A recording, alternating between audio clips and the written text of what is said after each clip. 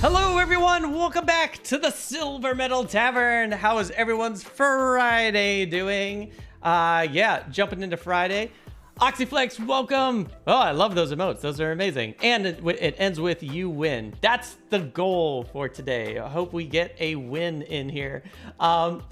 Everyone, yeah, sorry I was gone on Wednesday. The in-laws are in, so we've been scrambling, just running around all over the place, and I was like, yeah, I'm not gonna have time to stream on Wednesday. So a little bit of a skip, but we're back for another episode of the Heroes of Gloomhaven, which is what I'm now calling this series. It's just a lot of fun being here. It's a whole series about bringing Gloomhaven fans or players of just all skill levels into the stream, content creators everywhere, to just play Gloomhaven with me, play in my campaign, my 2-player campaign, where we just kind of go around and yeah, just play whatever, side quests, story quests, whatever. It's been a lot of fun. This is the 11th episode, and you know, I've gotten to hang out with like a bunch of friends. I've got to meet like a bunch of new friends. It's just a really cool thing that I'm really excited to do. And I also want to do a huge shout out to Cephalofair, who is sponsoring the stream today for the Gloomhaven Grand Festival. If you all want to click on or type !sponsor or click on the link in chat, that will take you to the very famous backer kit that's happening right now for their campaign, and you can see all the amazing basically the amazing titles that Cephalofair is bringing out. You know, they're bringing out, you know, another, you know, Frosthaven's on there. We got the miniatures of Gloomhaven. We have Gloomhaven 2nd edition and the Gloomhaven RPG. So there's just like a ton of stuff on there, and just like the mini selection is really incredible too. Like the fact that you can just pick your minis from certain sections. You don't have to just grab everything. You can just grab what you want or what you need. I think it's just really brilliant how they got that all set up. So yeah, click on that link or check out their backer kit. And thank you once again, Cephalofair. So we're back for this is really exciting. So a couple things happened. First off, I need to fix that because that's driving me crazy. There's this like glare in here, and I just made it way worse. There. Okay. There was like this light that was like kicking off the Gloomhaven box. The Gloomhaven box is just so shiny, so it's like I don't blame the box for that. But we had some exciting things happening. We retired the 2 minis, the bear. I just call it the bear. I know everyone calls it Beast Tyrant 2 minis, whatever. I call it the bear because the bear does all the work, honestly. And so I was really sad when the bear had to leave. But we have a new character now. This is like huge spoiler territory, gang. So if you're not too far into this game, you know, this is a big spoiler here. We unlocked the Plague Herald. This character looks insane. It looks really, really fun, really, really crazy. And I got to play with this character. I played one scenario with this character to see what this character was like, and this character is bonkers good. I thought the bear was really good, but I feel like I'm really going to enjoy this character a lot too. Oh, apparently it's coming to Xbox, so probably gonna play it then. Oh yeah, yeah, because Gloomhaven Digital is now going to all the consoles now. It's like PlayStation, Xbox, and Switch, which is pretty amazing. Yeah, it's also going to be on Steam too. So yeah, it's like the gold edition, which I don't know when it's coming out, but apparently it's very soon. All right, but yeah, we unlocked the Plague Herald, and I'm kind of like very new to this character, so I played it once and I was like, all right, this character is really cool, but I really want to see how this character like really shines. And I'm really excited to bring back a guest that we brought on for the 2nd episode of the Heroes of Gloomhaven, which I'm very excited to have him back.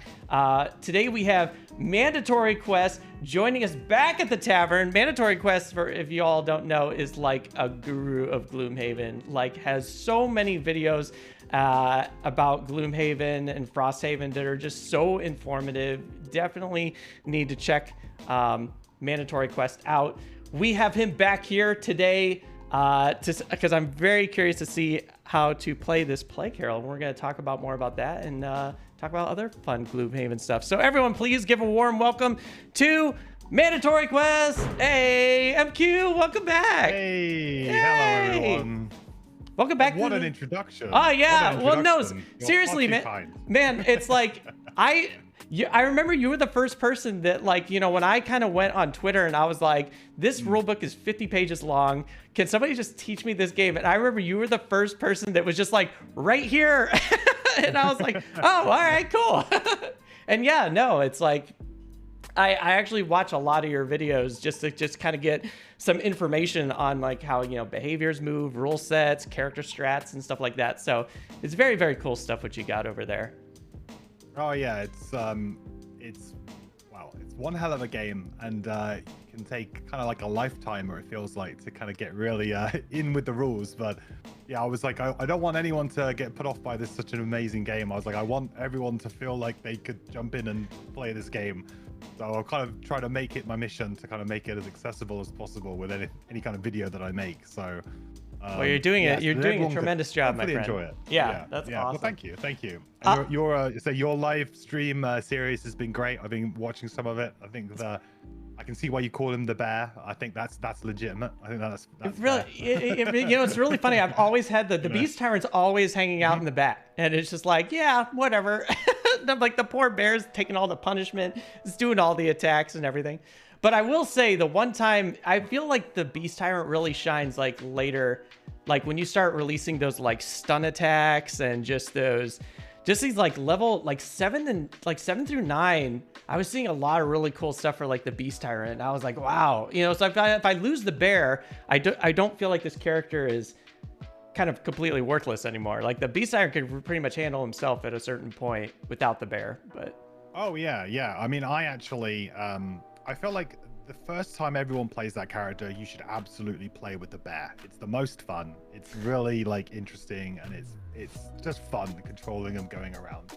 But then the second time you play the character, that's when I think you go, okay, there's a little something else going on here, and that's when you can go for the more kind of active Tyrant build, where you're kind of like a two-punch combo with the bear and with the Beast Tyrant, kind of running up behind and doing a lot of like disarms and stuns and just powerful attacks and things like that as well. Is there a build with the Tyrant where it could just be completely the Tyrant just without the bear, or just like? Yeah, I mean, you basically use the bear as kind of like just a body in the room. So it's just, you know, it gets to move and attack and hopefully will soak up some damage for your team, but you don't actually give it any commands. Oh, so wow. There is definitely a way to play it. And it's actually my kind of preferred way to play at increased difficulty, because it's a little bit more consistent. Just because when you're playing with the bear, sometimes he can get distracted by something shiny in the back of a room and will run away or run through a trap, do something that's like, that's not great. You know, when you're playing on like really increased difficulties in the game, you want to be in control of as much of the game as possible. So having that kind of RNG factor of what's the bear going to decide to do today can sometimes be a bit of an issue. So, yeah, I've always found it like the bear. The hardest time I had with the bear is when it's like where there's like structures that need to be destroyed, like trees or what altars, whatever. And it's like the bear just kind of like, oh, there's another enemy. I got to go after him. I'm like, no, stay on target. Go after the mission. But yeah, the poor bear just kind of does its own thing, which is really fun. Yeah, it's particularly bad in Gloomhaven Digital as well, because in Gloomhaven Digital, ambiguity is just determined by the game. It just flips a coin and says that's what they're going to go and do. Whereas obviously, if you're playing the physical game, you can go, okay, it's a tie. I'm going to choose. So so there's even more occasions in digital where the bear just gets distracted and runs off. So it's even harder to play that way in the digital version. Great. Well, I started messing around with the digital version, so we'll see what kind of fun I run into with the bear. We do have a fun question in chat for you. Megs McMeg says, do you have a video you'd recommend that's a good place to start for an intermediate Gloomhaven player? I've been playing for a while, but need some more edge. Depends on like what you're kind of looking for, really, in terms of, I mean, if you've got a good grasp of the rules already, you probably will start to maybe look at like the party composition videos and stuff that I've made. I've made a few videos about like party compositions and how to like kind of get the right balance in your team, and kind of ranked characters in terms of like how strong they are in certain elements of the game. Because you really like, in order to kind of progress up the scale in terms of difficulty, like if your intention is to increase the difficulty in the game, you really need to start kind of understanding, well, there's two things you really need to start to understand. You start to understand what the enemies will do and when. So learning the actual enemy kind of ability cards is a big help, because then you can kind of know what's possible, and then really start to understand of, you know, what kind of the party composition needs to be able to kind of do the game at higher levels. So lots of crowd control, lots of you know, smart initiative weaving, going early, you know, going late so the enemies come a little bit closer, then, you know, you can go and hit them, then go early to run away. Lots of kind of that kind of style of play is how you kind of elevate yourself, if you like, from like being able to increase the difficulty level consistently. It's really funny. That's the one thing I'm really bad at in this game, is running away when I probably should. There's a lot of moments where I just kind of go in full throttle and I'm like, no, we just got to push ahead. Just kind of go into a room with like a million enemies. And it's like, no, this is probably a terrible idea. I don't know if you were watching when I was playing with Isaac and Dennis for the tabletop weekend, where I was playing 2nd edition, and we opened up a room and there was like a ton of enemies in there. And I think I summoned a jackal, because I was playing the Doomstalker, and I summoned the jackal way too early, thinking, oh, that jackal is just going to go in there and just destroy everything, or maybe. And the jackal died right when I summoned it. It was like the funniest thing, and I felt really bad. I was like, oh, yeah, this character is not great for summoning. I'm not that great with summoning with this character, which is probably why I don't do it that often. But yeah, summoning is summons are a lot of fun to play with, but again, they're kind of like an element of the strategy that does become a little bit worse as you increase the difficulty. Because one of the problems that Gloomhaven has is that summons don't scale to enemy level. So when you have a summon, you know, it's a level 1 summon, it's got a certain amount of health, unless you use enhancements, and you can marginally increase certain elements of them. Is that something that changed in Frosthaven, or has that carry over to Frosthaven too? Kind of. So they kind of fixed the problem in Frosthaven by making quite a lot of the important summons replayable, so they're no longer burned, so they're not one-time uses. So if they do kind of go out there and they get killed because, oh, it's a bit unfortunate, they walked into the wrong place at the wrong time and they died, well, you have the opportunity to replay them, or at least the more important ones. There's still very powerful ones that are just burn, you know, they're out there and that's it. But there is a lot more of them that are actually replayable. Everyone, we are getting another raid jumping in here from Jess CCG with 8 raiders. Raiders and Jess, welcome to the Silver Metal Tavern. Hey, how's it going, friends? Welcome back, raiders. Welcome back to the Heroes of Gloomhaven. Joining me back again for another adventure. We have Mandatory Quest as a guest, and we were just talking, and I probably forgot to warn Mandatory Quest about our raids. So yeah, MQ, whenever you see the lights go on, yeah, it's like, oh, Matt lost power again. It's like, yeah, so that's fun. We're chatting about Gloomhaven. We got I have a new character that I broke out, so we're just kind of getting this new character into the game, and I really wanted some learning about this new character. So I wanted to invite Mandatory Quest back, because Mandatory Quest is so knowledgeable about this game, and I was like, oh, the perfect ally to bring to this game. So it's amazing. And we're just chatting about Gloomhaven stuff right now. So it's a lot of fun. Yeah. So we both got to play a little bit of Gloomhaven 2nd edition. When you played, who did you play with, and what did you think of some of the changes that you ran into? So I played with the Mind Thief, which was one of my kind of favorite characters from the original game. Anyway, really big fan of the character, and there's a lot of changes that they've made. Because the character kind of had some kind of balancing issues around its main mechanic, which is augments, which would, you know, give you various effects on your attacks and things like that. But there was some issues around the Mind's weakness being one of the augments that was a bit too strong, really, or at least it overshadowed the rest of them.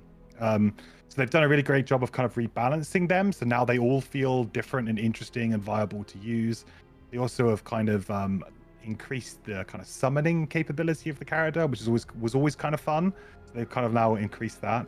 And then they also have kind of worked in a little bit more of the kind of control-y, like mind control elements that the character kind of thematically really fits, but they never had some better cards to really showcase it and use it. Oh, interesting. So now they've actually got some really good cards to kind of like do mind control on the enemies as well, which is really cool. Oh, that's fun.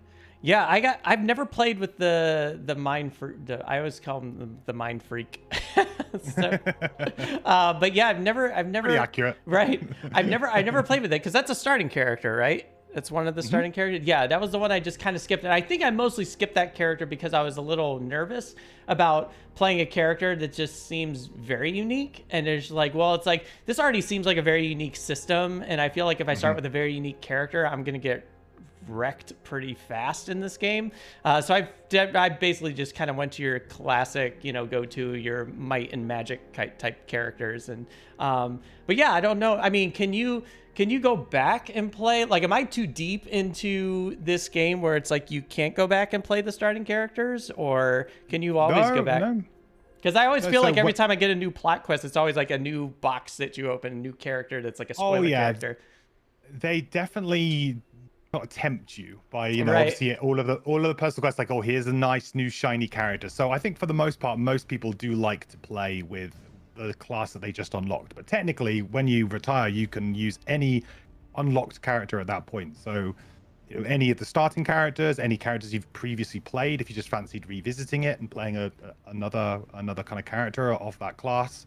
There are also some personal quests that don't even unlock classes. So you'd be in a situation at that point where you complete that, and then you go, oh, you would then have the option of maybe doing one of the starters that you didn't pick. Oh, that's cool. Oh, all right. That's exciting. Yeah, because it is a pretty thick deck. So I was just like, yeah, there's probably a bunch of cool stuff in here. Well, awesome. Yeah, so when I was playing second edition, I was playing the Doomstalker. And man, that character, I don't know if they're just kind of like reworking like all the characters, but that character definitely seemed like it was getting a bunch of new cards, a bunch of like rebalancing with the cards. Like, first off, it went from 12 to 11, which I thought was really interesting because I was loving the fact that character had 12 cards, because I was just burning cards I was just like, I got 12 cards, it's fine. But now I guess, oh yeah, it makes sense to kind of take this down a peg, because I've been with this Doomstalker for a really long time now, and I'm starting to realize I kind of feel like this character. I mean, this character seems like a very popular character, and it's a very powerful character. So I'm gonna be really upset to retire this character. But yeah, it's just like there's a lot of moments now that I'm at this character with level 9. I feel like I'm really at like that high damage level with this character, which is great. I mean, you could just really, you could just start one-shotting like creatures at this point, with this character, which is amazing. And I feel like there was a lot of interesting rebalances with the cards that I saw. Like, I saw a couple like level 8 cards that have been brought down to level 1. And I was thinking, oh, this is really interesting. Or like some cards that were originally traps, like Detonation, how it was a trap card, and now it's like an attack, but still has like the Doom, but now they got rid of the trap element, and now it's like just an attack card. And I was like, oh, well, that's really interesting too. So it's really cool seeing like what they're doing, and it makes me wonder like what's happening for like the later levels, like once you get higher with this character, like what's to come. I think that's the big surprising thing, is that I think with second edition, when they kind of and Sapphire initially kind of announced it, they kind of teased some information, and we didn't really know exactly what it was going to contain. There was a lot of questions still kind of unanswered, but it's really become very clear now that it is a complete rework of pretty much every element of the game. There doesn't seem to be much left standing. I'm sure there'll be there's a few cards here or there, but yeah, I mean, every character here. So I don't think a single character is going to be, untouched and be in that kind of area. I think every class is going to have changes, and there's going to be changes to all the monsters, of course, and then the campaign and the actual scenarios themselves will have changes. So yeah, it really became very apparent this wasn't just a new lick of paint, if you like. Yeah. It was actually a very deep revision to the game. No, yeah, it's fantastic. So we're gonna dive into a side quest today that I just found, and this one is scenario 82, the Burning Mountain. Which so have you played? Oh, Olympian, about to find drink. Thank you so much, and just kind of catching up on chat, just super fast. I think.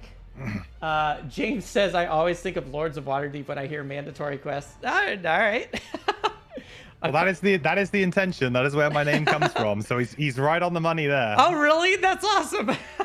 Well, that's it. That's great. I wanted to pick something that everybody hated. Everybody hated.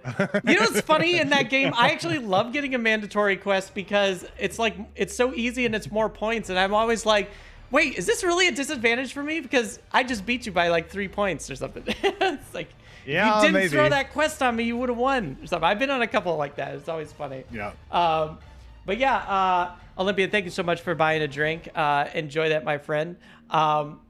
Yeah, so, my poor, abusable Doomstalker, really? To spend a night? What are you doing with your Doomstalker? My Doomstalker is always like way far away, like never in trouble. Is there like or invisible? Or invisible. Is there a build where you can like make the Doomstalker like kind of like anti-range, just make him more melee? Or yeah, there's one card I think it's called like Crushing Wave or something. There's 1 or 2 cards that are actually really big kind of potential combo cards for like a big melee attack. I think it might be called Crushing Wave. But there is. I don't think there's like maybe enough to solely do it, but there's certainly a few, tools in the toolbox to have a go. Yeah. Spamite says the Doomstalker's camo is abusable. Yeah, I'm always weird about that card because every time I play that card, I always feel like, I always turn invisible, and it's like, all right, see ya, and then they go after all like my other companions who are in the game. So I always feel bad. I always call that like a selfish card, but I love playing it. All right, so we're going to jump into this quest, and we're going to see what happens. I'm going to switch over the screen for MQ to see the game, and let's see. It'll be very helpful and appreciated. Yeah, right? And I think I think this is all great and good. All right, cool, gang. All right, so we're going to jump into this game. All right, here we go. Let's see what happens. All right, so we are here, and let's see. So there's a couple things I got for you. I don't have a ton of equipment gear for you, but I do have the Cloak of Invisibility, a Volatile Bomb, and the Ring of Haste. Nice. Which these are cards that I had from like the Doomstalker, and I like really love the Ring of Haste, and that's like such a great card for the Doomstalker. I was just like, yeah, this card's amazing. Yeah. What's interesting about my character is that I have the Drake scale, well, almost a set. I took the boots off because it looked like there were no difficult terrain in this map. So I gave myself the boots of dashing so I can go a little bit further. But what's interesting is I have the Drake scale armor, which makes it so that I can't be poisoned. And I don't know if that kind of like throws off the Plague Herald a little bit or something. You raise a very interesting question that was actually changed in the Gloomhaven errata. Oh, all right. If you were to go by the rule book, unfortunately, if a cost to do something, so for example, if a cost for me to play a card was to poison an ally, I wouldn't be able to play that card on you because you were immune, so I couldn't pay the cost. However, they actually errated that out of the game because of items like this, because there are a few, and there are other characters as well, we won't spoil them, but also kind of self-inflict certain conditions that would essentially, you wouldn't be able to play the card otherwise. So actually it does work in the sense that I can kind of do it, but it may upset some of the balance between what we're trying to do, because also I do have cards that require you to be poisoned. All right, well, this will be interesting. Things. Yeah, let's see. Let me know what cards you're bringing in. We'll put these cards up. And thank you, Olympian. Oh, your production value is too strong. Thank you, Olympian. Thank you so much. MQ can't play blindfolded yet. Uh-oh, what? All right. So, Almost. If you just tell me the scenario, I can do it from muscle memory. so what are you bringing in? You can just tell me the initiative number, and I can put it up for you. So I was going to go with 16. 16. Okay. 16. Winged Congregation. All right. 21. Blistering Vortex.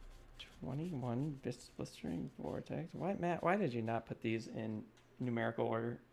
Yeah, you see, I did on my side. I thought ahead. Yeah.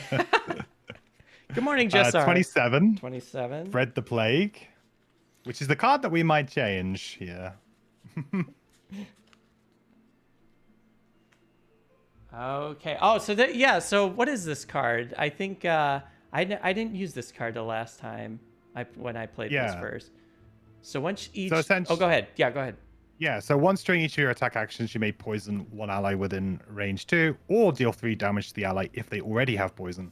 +1 attack to the entire attack action. So it's a very powerful kind of buff to my attacks, but of course I have to kind of poison an ally in order to do it. So it's a little bit awkward because I guess I can poison you, and then you are technically immune to poison, so then the poison doesn't work. So it kind of works as a combo, but some of the other cards that we have here won't necessarily. Well, one card in particular won't work. And what's the errata that happened on this card or on this situation again? So in general, in the rule book, if you look at it, because you were immune to poison, I couldn't even do an action that would poison you. Oh. But because because of the change to the rule, I can use this card, and essentially we say I will attempt to poison you, and then you go, oh well, I'm immune to poison, and we say okay, great. So otherwise, I would be doing 3 damage to you every time. Oh. Which would obviously not be great. Yeah, that wouldn't be nice. The Harrower, yeah, I can see why nobody likes the Harrowers. Yeah. Yeah. All right. So next one was 31. 31. Okay. Oh, nice. And next one is 43. 43.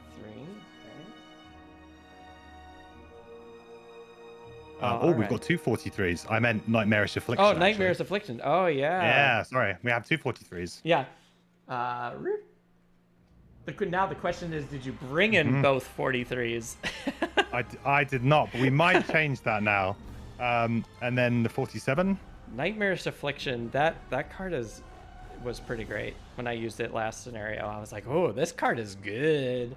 It is excellent. Top tier card for sure. And then 61. 61. Okay. Nice little. Yeah, and then 62. So I've noticed about this character, the biggest thing I've noticed about this character is very slow. It's like. Yes. I was thinking, whoa, should I be getting like the boots of what's the boots that changes your initiative number? I was like, I should probably buy that for this character because almost everything is like super high, and I was like, oh, okay, this is gonna be really weird, especially going with like the Doomstalker, who's like incredibly speedy. Yeah, they do have an 11 initiative, which is sometimes a card that I bring increased difficulty. I bring it purely as a 11 initiative move 2 a lot of the time because it's so important to go before the enemies sometimes when you're playing increased difficulty that you really can't take any hits. So sometimes you're kind of forced into it. I have to go as early as possible. So I think some of the things they've changed with 2nd edition is they've identified problems like that with certain cards where, okay, people were using this card not because it was a fun ability to play, but just because the initiative was the right number. Right. So I think that they've kind of gone, okay, we need to maybe change a few of those cards to make them so they're a bit more interesting to play. Not change the initiative, but make the card itself more interesting. Next we have 70. Oh, sorry, no, 69. Sorry, Rot Maggots. You're level 2. And then we have 70. Oh, okay. Which I think is the card we're going to want to swap out because this was the card that now kind of doesn't really work, unfortunately. Yeah, I didn't play. I took this card out because I was thinking, all right, should I take off the Drake scale armor just to get poison? But then I was thinking like, well, how many times am I going to play this card to take advantage of its bless value? It's like, what am I going to play this card at most like 4 times in this scenario? Is it worth it versus like losing my ability to prevent poison and wounds? So I kind of got rid of it. And then I was thinking, did I pick the wrong level 3 card? Now you were talking about how there was an interesting pick for this one because there's another level 3 card in this game that it's in the box. It's got buried. But what is the alternate to this card? I'm just kind of curious. Yeah. Well, I've got it in front of me. So, nice. But it's Fetid Flurry is what it's called. And it's interesting that you were like, oh, this character feels a bit slow because this card would actually help you out a little bit with this. So it's attack 4, range 3 with Curse. That's your top ability, which is just a really well-rounded attack ability. It's an attack ability you'll use again and again and again. And interesting that you have Volatile Bomb because this is a very good card to combo with Volatile Bomb because you could basically do an attack 4 on 3 things and put 3 curses into the enemy's deck, which is always nice and tasty. Yeah. So you've got that, and then it's 26 initiative, so it's a bit quicker than obviously the 70 that you've got there. I mean, late initiative is also very usable, but you already have a large amount of late initiative cards anyway. And then the bottom is just move to create air, which is, although at the moment you might be looking at the Plague Herald thinking, oh, we don't really use that element very much. I can guarantee you will be using that element later on. So it becomes much more of a powerful kind of kind of ability there as well. So traditionally, like I think with the succumb to the gift, it's a good idea, but there's other cards that you need to kind of pick around it. And I think that what you've kind of done is you've picked kind of like the cards that are, you know, quite rightly like, oh yeah, these look like the best cards. And then the thing is with succumb to the gift, I think you need a more specific combo. And also with the blessing, all poison enemies, I think you mainly see the benefit of that in a larger player group party, because we're only playing with 2 mercenaries. I think that, you know, it's like I can give you 1 bless every rest, which is okay, but it's not, you know, super valuable. Right. So I think if you're playing 4-player, yeah, and I you could can definitely like see that. give everybody a bless, and there's suddenly like 3 people are getting blesses, or if there's summons on the board as well and they're getting blesses, then I feel like it can start to add up. But with just a 2 mercenary party, and if your Doomstalker's not particularly playing many summons, then I feel like it's probably the better way to go would be the other level 3 card. Copy that. Okay, cool. And were you thinking about removing anything? Oh, also, I think you're like 1 short. Yeah, so my last card I think is 84. 84, yeah. So, yeah. So I think it's probably worth actually removing Succumb to the Gift, just purely because we can't really use it because of your armor. If you want to keep wearing your armor, that is. Yeah. And I think we'll instead then we will probably swap in. We could go for something kind of a little bit lower initiative, maybe, to give us a little bit nicer initiative. Let's go for 11, just so that we've got the nice 11. Nice. Ta-da. I also wasn't too discouraged about taking Succumb to the Gift because, you know, eventually the Doomstalker is going to be retiring fairly soon. And whatever new character's coming in, you know, that's probably going to help that character. And I'm not going to have that Drake scale set for that character unless I want to dump like definitely 150 gold on it. And I was like, oh, but that set was pretty helpful. It's a pretty great set. I think when you kind of like, for example, I think with Succumb to the Gift, I think when you did your level 5 choice, you chose Accelerated End. Yes. Which is a great choice. But I feel like you might then be like, okay, if you really wanted to make Succumb to the Gift be like a really good card for you, you might want to have chosen Willing Sacrifice instead, because that also says, you know, all allies with poison get something.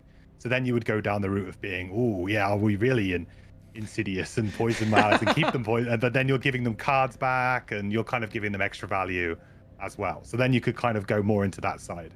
So it's kind of like you'd probably want to, if you were thinking about like changing a card or 2, it would be probably between that. Have a look and see like if you would rather kind of go down the more, you know, using the poison on your allies to your advantage route, or do you want to go more the kind of poisoning enemies and just having really like, you know, solid value attacks and things like that?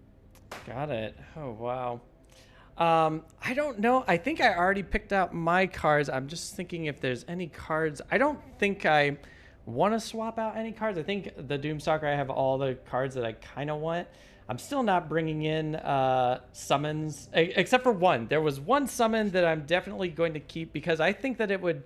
I always thought it was like, oh, this might actually help you or save you a little bit of time. I brought in Predator and Prey for the Doomstalker because the Cobra can poison, which will kind of save you like a turn, or at least set you up for what your level 5 card, what's that called? The accelerated end. And I was thinking, oh, this might be a little bit helpful. Which is weird because I never did summons for the Doomstalker because all the other summons would get in the bear's way. And the bear would always be like, I want to attack, but I can't because the Doomstalker has all these summons out right now. So I was like, all right. But then when I hit this card, I was like, oh, well, now I don't have the bear anymore. This seems like a pretty good... the bottom ones, I haven't really... I mean, I kind of understand the bottom one. It seems like it's like weaker the further your enemy is. So it's like you almost kind of want to use this for enemies that are up close because it's the difference. Yes. But I don't know. Did I pick a good card? This is a pretty good card. Well, what are your thoughts? This is the card that I generally pick at level 9 with Doomstalker. Yes. Absolutely. And it is kind of wildly considered to be one of the best summons in the game. Oh, dang. The Cobra. Yeah. Man, now And so, it's not uncommon for the Doomstalker to go all of their levels, all the way up to level 9, without playing a single summon, and then level 9 going, I've got the Cobra, great. Right. It's not uncommon. Yeah, I mean, and the range with poison is just so cool. I was just really excited by that. All right. And because it gets to go before you as well, so you can benefit from that poison. Oh, yeah, it's pretty brilliant. Okay, cool. So got our cards, got those cards. We're leaving Gloomhaven. I did bless us, so we already have blessings. Nice. So we're all good. That's all I do. You know, here's the thing: the Blake Herald is not going to be probably in this campaign for a long time because I picked the plot goal where you make donations. And it comes down to once I make 12 donations, he's gone. So, and I'm not gonna like not make donations because I love making donations. Cause I'm trying to build the prosperity up of Gloomhaven as well. So, but I also want to play like other characters too. I don't want to be stuck. As much as I love the Doomstalker and the 2 minis, I felt like I was with them for a bit too long, and there's other characters that need exploring. So. Yeah, you generally spend less time with each character the higher level you get because because now your character's coming in at like level 5, so you maybe play till like level 8 or 9 is not that long, whereas your starting character you might play from level 1 all the way up to level 9. A lot of the kind of expansion characters or unlockables you kind of end up playing for much less time. Sure, I believe it. All right, so we're gonna draw this infamous road card. I'm gonna check up see if I missed anything on chat real fast. Justar says the scoundrel loves the Harrower. Oh, that's pretty interesting. That's another character I've never played. And Meg says basically you're Wesley from The Princess Bride. You drink the poison and you don't die. Yep, pretty much. And let's see. Crispy Dog Meat says Plague Herald is the best horror class by far. That's exciting. Well, it's cool that I got them, but it's also sad that I'm not going to have them for a long time, for a while. But we'll see. We'll see what happens. All right. So what's going on with our road here? All right. You see fresh wagon tracks in the dirt as you walk along the road. You continue forward and begin to pick out a number of distinct tracks. They must be from a large caravan. Sure enough, as you crest a hill, you see a group of 4 wagons heading down the road in the same direction as you. You count perhaps 3 or 4 guards among them. So we can, option A, approach the caravan and offer to travel with them until your paths diverge, or attack the caravan. Man, this is so much like you're either the good guy or the bad guy. So Yeah, it escalates quickly, doesn't it? I was always saying like when I get Gloomhaven 2, I think I'm gonna play it as the bad guy, which is gonna be really fun. So and then see, because you know if they're changing the narrative and everything, I'm kind of curious what they're gonna do with like when you go the dark route. But we're gonna go the light route because we're playing, and the Doomstalker's generally like a Jedi-ish character. So we're taking option A. I don't know if I don't think Play Carol would agree with you there. I think we've very much got two opposing ends of the spectrum here. Well, even with like the Beast Tyrant, it was just like the tyrant always wanted to do everything bad, and it was just like the Doomstalker's like, no, we must uphold the law or something. All right, so the merchants in the caravan seem grateful, though the guards eye you skeptically. After traveling for half a day without event, you head off down the side road and wave goodbye. The merchants express their appreciation with a bit of coin. Oh, great. We get 2 coins each. And if our reputation is, what is it? We gain 1 additional gold each. Oh, great. Wait, that's less than, right? Yeah. Wait, which direction is this going? I can't see it from here. We less than or greater than? Where's this card? Oh, it's greater than 9. Greater than. Yeah, we're greater than 9. So, cool. So we get 3 gold each. That's exciting. Oh. Cool. Let me jot that down real fast before I forget. And then we have, yeah, my reputation is like 16, which is nice. Wow. So I'm quite impressed. It's quite hard to maintain a good reputation in Gloomhaven because you sometimes think you're doing the right thing, and then the scenario is like, oh no, but it's like, do you give somebody a cake? Yes or no? And you'll go, of course I give them a cake. And he goes, the cake was poisoned. Right. You're so evil. It gave everyone food poisoning. Oh no. Oh, and chat, we did name our Plague Herald because everyone was telling me, you have to name him on stream. You have to name him on stream. I was like, I don't know what to name this character, so we're not going to name him just yet. I got to think of a name. But we ended up naming our character, the Plague Herald's name is Zeriatin. And so you all know, all my names come from movies, and Zeriatin is from an old 80s Roger Corman film called Space Raiders, and Zeriatin is the antagonist in that film. So for those of you who like very cheesy space movies, sci-fi movies, that's for you. Zeriatin. It just kind of sounds like an insectoid name. So, I let my chat name mine. Oh, nice. They went with Darth Plagueis. Darth Plagueis. That's yeah, good. So he's like a Sith Lord. That's very, very good. I can totally. I mean, the artwork on that character is so great.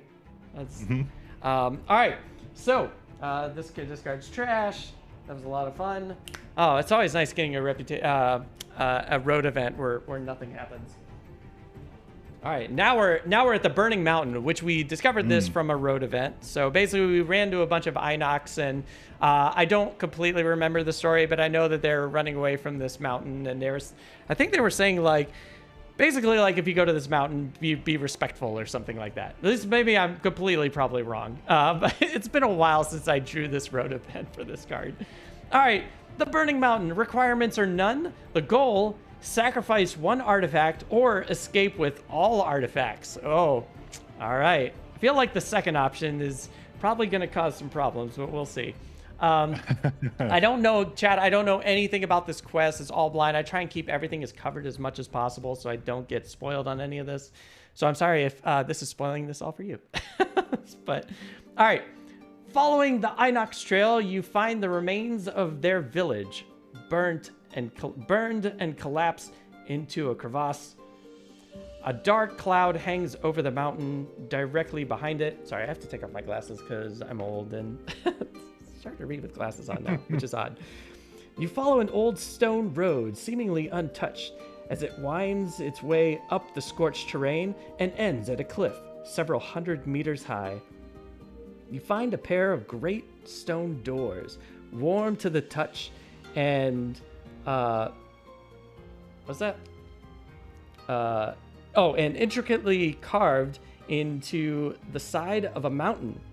Once inside the doors, you see pools of liquid flame illuminating the room beyond in an eerie red glow. Charred corpses of Savas are scattered everywhere. The earth shakes violently, and a number of demons turn their gaze towards you. Oh man, so this is it's like a door in a mountain. You know, it's like speak friend to enter, I guess, is this kind of thing. Yes. All right. Yeah. So we have what's in this room right now. So it looks like we start with it looks like a flame demon and an earth demon.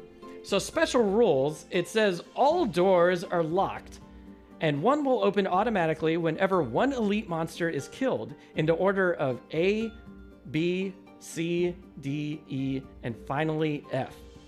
When door C opens, read 1. Okay. Oh, this is... I always love these scenarios where it's just not just kill everything in this scenario. It's like, oh, we got some really fun objectives, because there's some pretty cool objectives in this game, which is pretty great. Yeah, we'll have to make some difficult decisions in this scenario for sure as we go great. forward. All right, so on a scale of 1 to 10, where would you rank this? Well, in the top, does this scenario even make it to the top 10 of the hardest scenarios in Gloomhaven? It would probably come pretty close. Oh dang. Yeah, I would say it probably does. I remember. I think it's the type of scenario where if you don't have a good team to kind of deal with some of the things that are thrown at you, you can definitely just kind of really struggle. Oh, great. Awesome. I think we've got a good team though. We're good. Yeah, we're good. I mean, you're here. We're gonna win. Yeah, we're great. We're you can play this blindfolded. All right, so Crispy Dog Meat says, I've never played this scenario before. You've never played this scenario before, not me. Yeah, it's a good one. All right, I found it kind of difficult. Came down to the wire for the group. Oh my gosh, great, that's exciting. Okay, so battle scenario. What are those called? And why can't I find them? Here we go. So our scenario goals. So our battle goals, and I'm gonna MQ. I'm gonna give you 2, and I'm not gonna look. Hopefully you can see them, and you just let me know. Now, real quick, I'm gonna yeah. So you already have one perk, so I don't know if that matters, or not perk. Pick. Yeah. I think I'm gonna go for the right. The right one, okay. As I'm like, that's the one. Yeah. Okay, great. I'll put that off to the side. I won't read this one, and let's see what mine were. All right. This is for you, chat. Y'all can see what I'm gonna pick. It's kind of interesting. Looking away. Yeah, it's interesting for me because it's like I only have 2 more spaces that I can fill in for the Doomstalker, so it really gets to a point where it's like, do I really need these? Let's see. Yeah, I'm probably gonna take this one. All right, so I'm good. What happens after you get to 500? Is it even worth going after the scenario goals or tracking your XP at that point? Or so if there are certain kind of reasons to do it, certain battle goals do say earn a certain amount of XP or less than a certain amount of XP per scenario. So you still kind of want to track XP for those purposes. There's also, I've seen people house rule a level 10. But yeah, I think the idea is that kind of once you get to level 9, the game starts to kind of wind down a little bit for you. You know, you enjoy being all powerful for a little while, getting to do all of those cool level 9 abilities, and then you kind of go, okay, yeah, my XP is not really doing anything, and I don't really have any battle goals I need to do. So you kind of, yeah, that element of the game kind of pushes you towards, okay, time to start a new character. Right. Okay, yeah, that makes sense now. Okay, cool. All right, so, sorry, I just need to adjust something real fast, and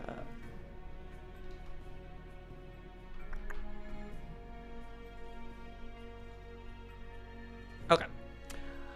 All right, so yeah, where would you like to begin if you're gonna put your character somewhere? I think I'm just gonna try and take this thing out like as fast as possible. And I think I can one-shot that thing because it looks like it only has a health of. We're playing level 4, which is what the math came out to. So yeah. So here's all our enemies. I mean, 5. I have the piercing bows, so I think the Doomstalker should be able to melt that character pretty fast. Hopefully, unless I get a terrible draw. But yeah, and then we're just kind of messing with this Earth Demon that's 21 health. Oh my god. It's pretty wild. Yeah, that demon's a little bit scary.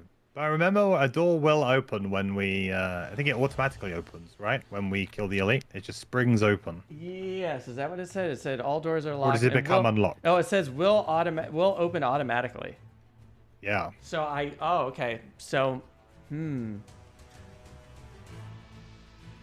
how much, oh, that thing has retaliate too. Oh, that scares me too. And it's a retaliate range of 4. Oh my god. Okay. So maybe I wonder if. Okay. I could probably start towards the Earth Demon then maybe. I think that would probably be okay. If I start in like number 2 maybe. Okay. So I'll go. I mean, I could probably like get a little closer to you, I guess. All right. Oh boy, here we go. And all right. Yeah, so I think I'm gonna try and take this thing out super fast if I can.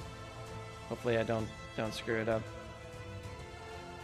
No, you're definitely a good character to deal with him. Definitely. Yeah. You're it's all you.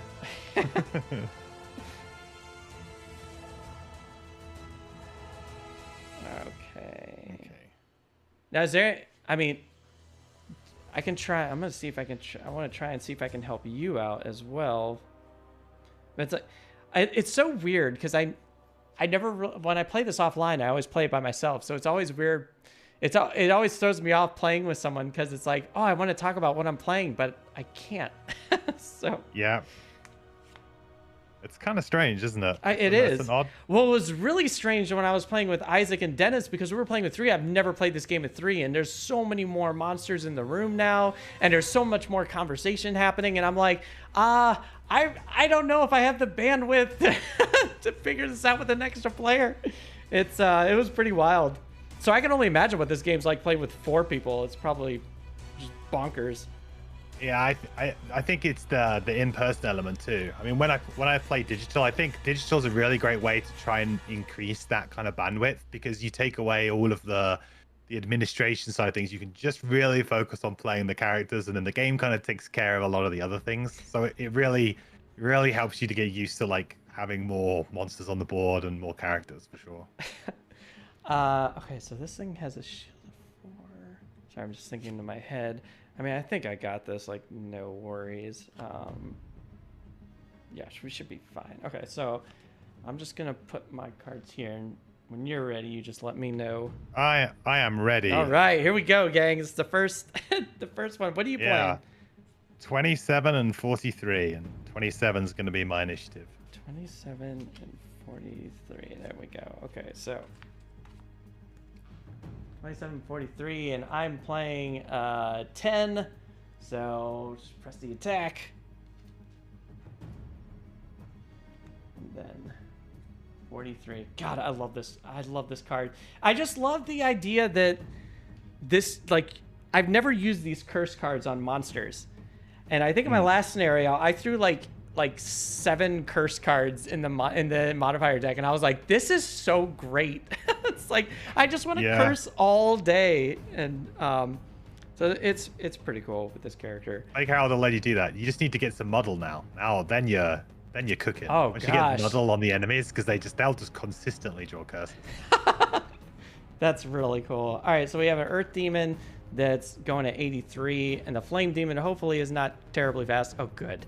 Okay, great. All right, so we should be good here. Okay, so let's All right, let's do this. Definitely going to be attacking this character right here. Going to use my pierce bow, so I just burn through all those shields.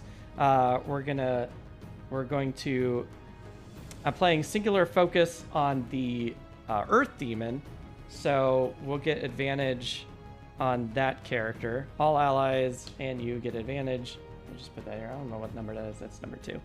Okay, and yeah, and then let's draw for this fire demon here and see. So I get an attack of 5, 6. Okay, great. It's dead. Very dead. See, we didn't have to worry about it. It's already just perfect. That's what I like to hear about flame demons. The least amount of time they're on the board as possible is the best. What's your least favorite enemy in this game? The ones that just kind of stress you out the most? Oh, that's a great question. I think I really dislike night demons, actually. I think a lot of people do, because when they go invisible, you just feel useless. That's why I love the. Oh no! That's why I love the Doomstalker. Every time I start a scenario with a night demon, I'm always playing that card where it's like, nope, nobody can go invisible in this game. It's like great. I'm also not a huge fan of imps as well. I think imps are just really nuisance. Oh yeah. Constantly cursing you, muddling you, or they have shield 5 when they play that at the wrong time. That's a really annoying enemy too. Makes us. What's behind door A? Oh yeah, that's right. So door A is gonna open. Thanks, Megs. I was completely distracted by the conversation. I was like, what? All right. What's behind door number A? Well, we have we actually have a lot of traps here. Where's my traps? Bringing up traps out here. Good amount of traps. Put this over here so I can fish through this thing. We have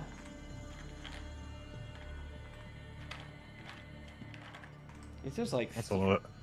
Looks like you're getting a lot of traps out of that box. Yeah, there's 4 traps in this room, which is nuts. Okay, so we have one right next to the door, and we got one right next to this door, and we have 2 next to this door, which is great. And we have just one elite. It's a stone golem. Right next door. So we're going to be fighting a lot of elites, basically. I think this is all elites, this scenario, pretty much. Oh, great. Oh, looks like I brought the right characters then. And Megs is like, a new car! It's a new refrigerator. All right, yeah, okay, cool. Well, let's switch back over to this side and see what's happening over here. All right, so MQ, what's your plan? What you got going on? All right, well, I am going to play the top of 27, spread the plague. Okay. And we are going to embrace the plague. Okay. So how's this work? How's this working again? Sorry. Yeah, so basically during my attack actions, I can poison.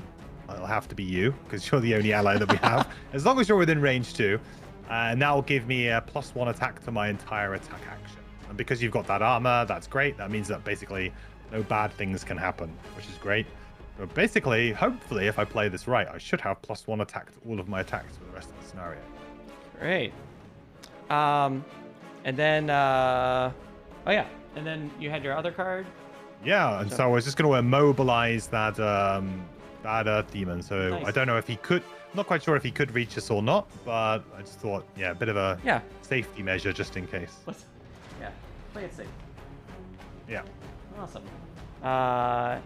And then we turned on the dark. What is this element that we're firing up?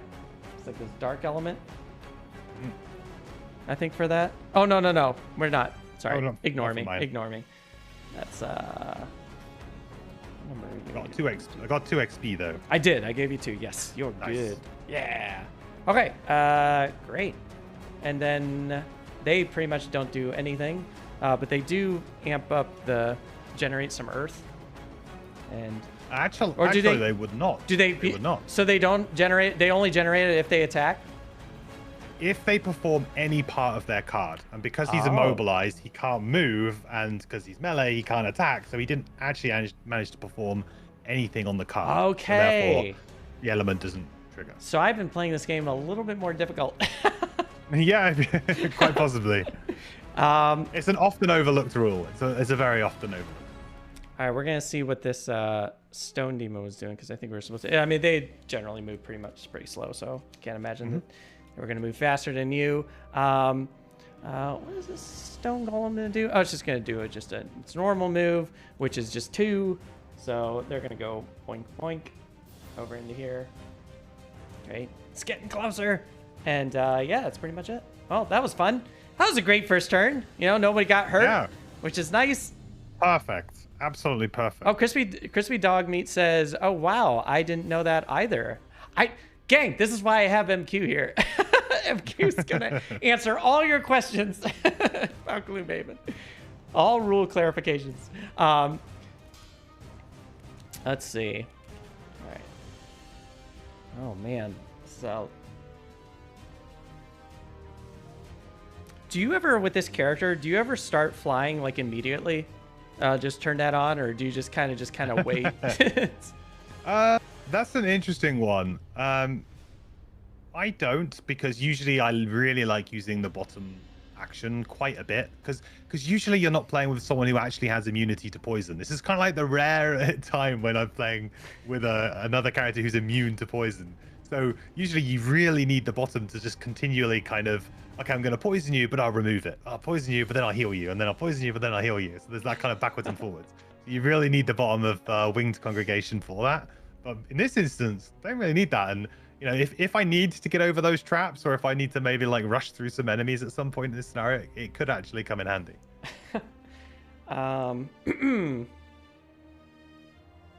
Okay. Now, if are you planning on going early or late, or what's your? I was. Well, how close do I have to try and get poisoned for your +1 to work? Like, should I be standing near you, or I can probably follow you around a little bit because it's a range of 2. Okay, because I was gonna as long as you don't decide to race off down the.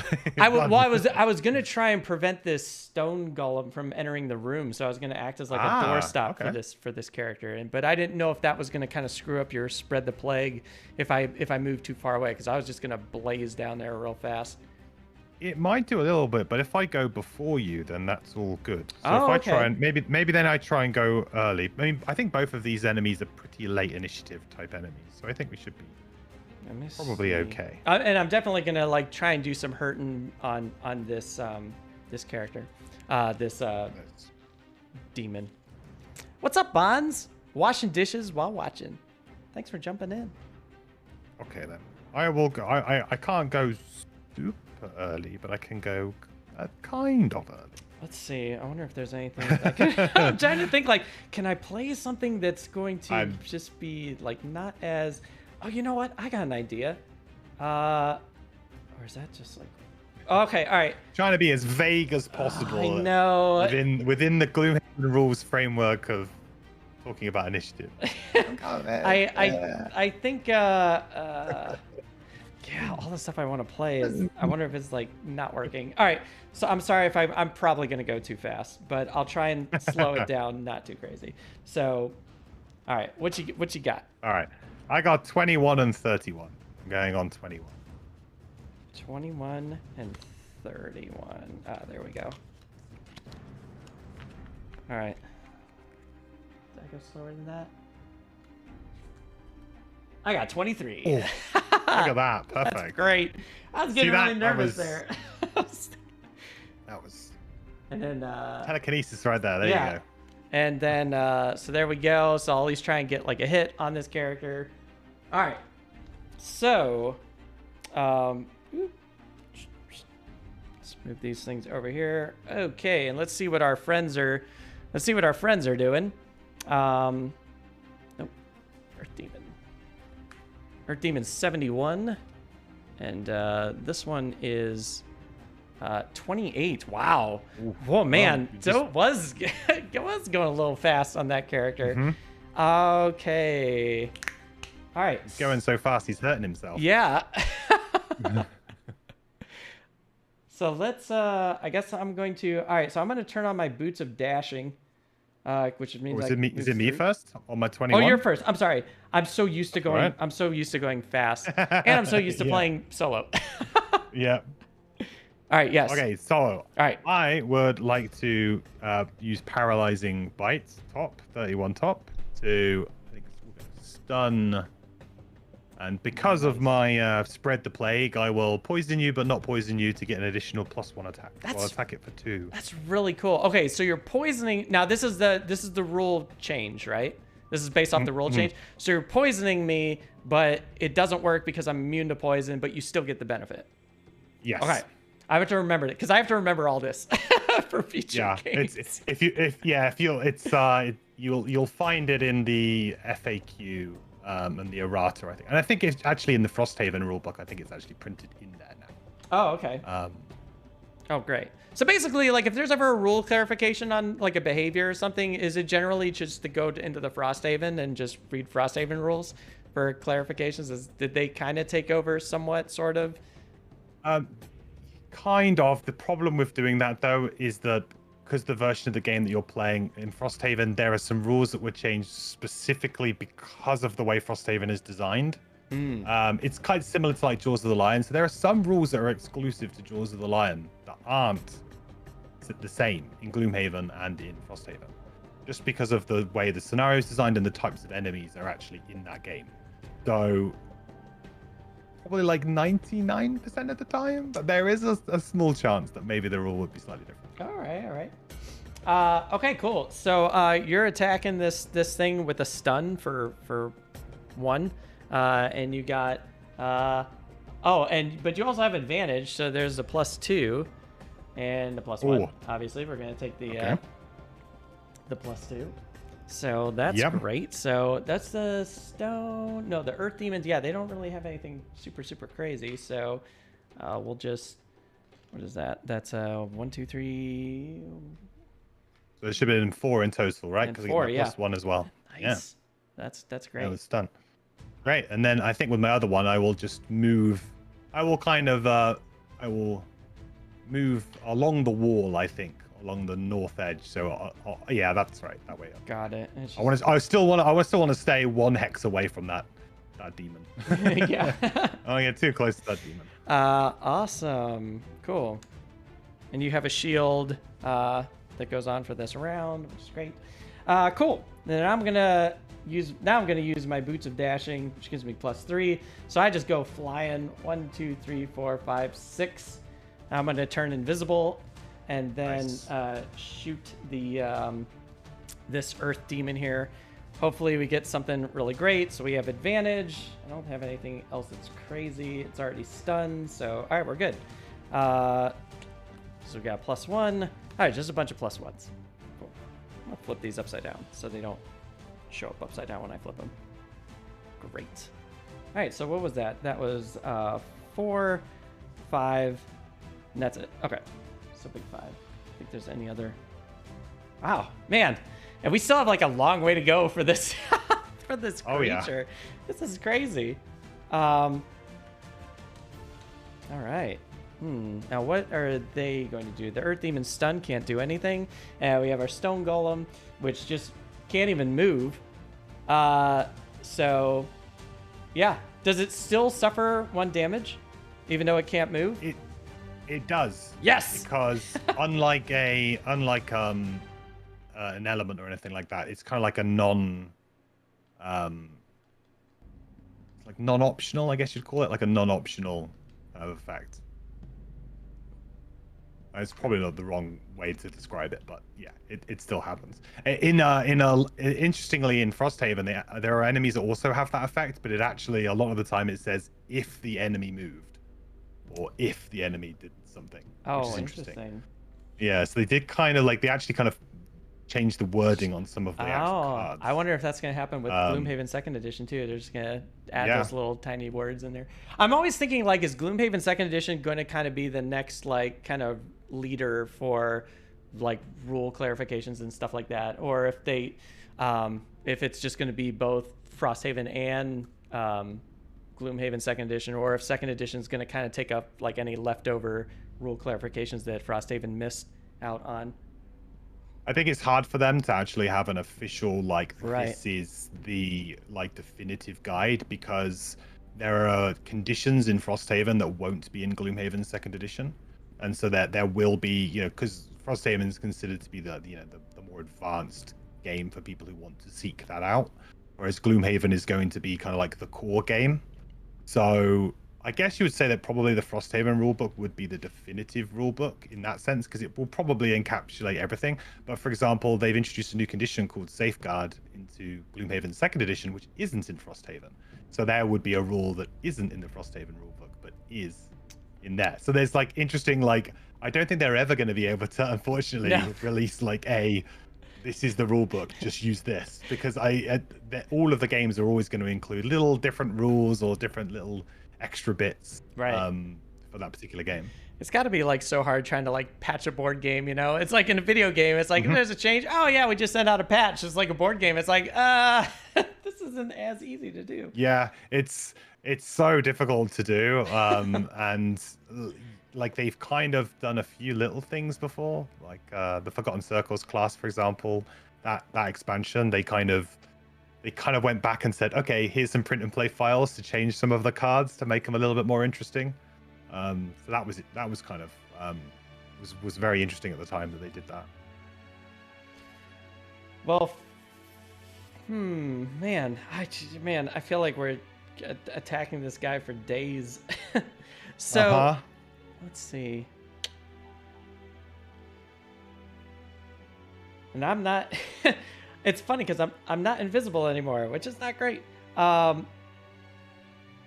Okay, so you're gonna be the perfect person to ask for this. So I'm terrible with traps. I think the reason why I'm so bad with them is because I don't really quite understand like the behavioral movement of like enemies with traps. But I know like your video when you talk about how like monsters are lazy, monsters are dumb, monsters are they hate damage and stuff. Yeah. Am I able to trap the door? Can you put a trap on the door? Yes. You can put a trap on the doorway. Because I was thinking about like moving and just putting like maybe like some kind of trap on the door, but I don't know if the monster's gonna spring it. It's like, is the monster just gonna just kind of jump into the trap, or like? Yeah, it would have to. It would have to go through the trap, because there's no other route to reach you.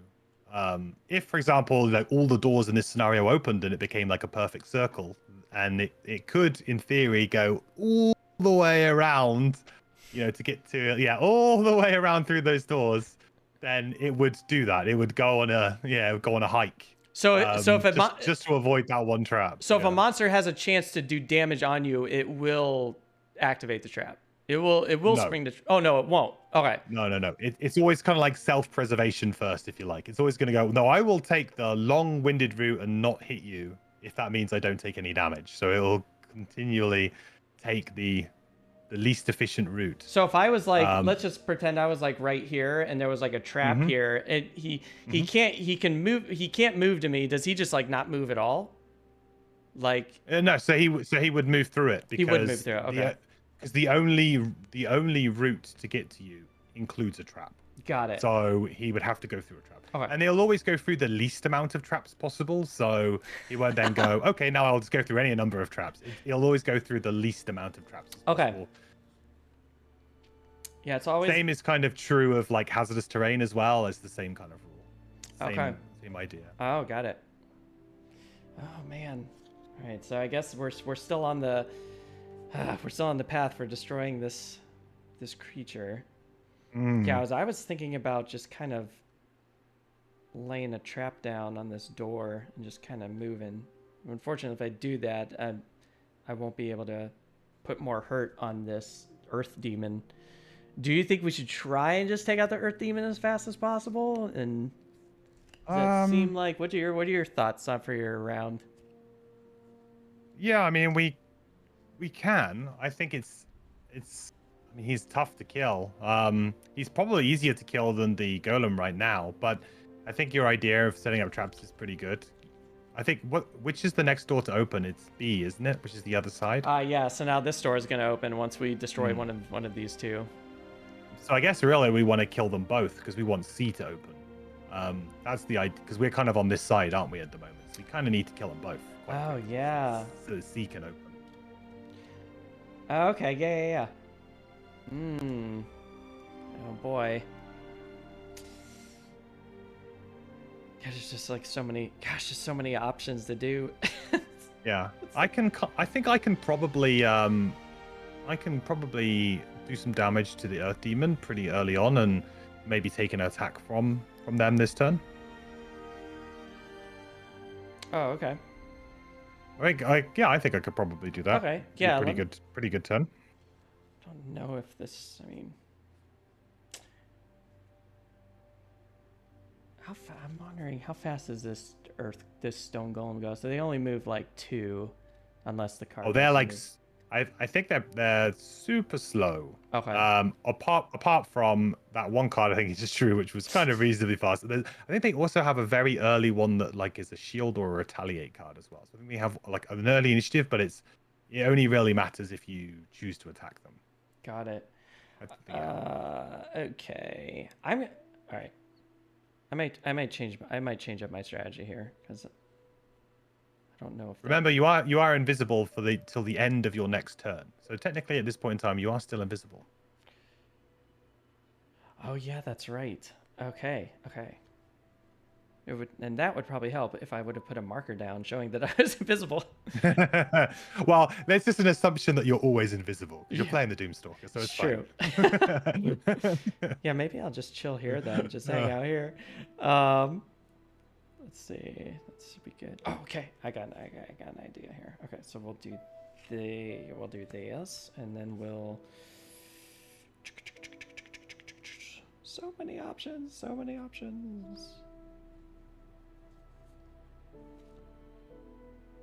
Okay, I'll do this. I don't know if this is like super correct, but we'll see.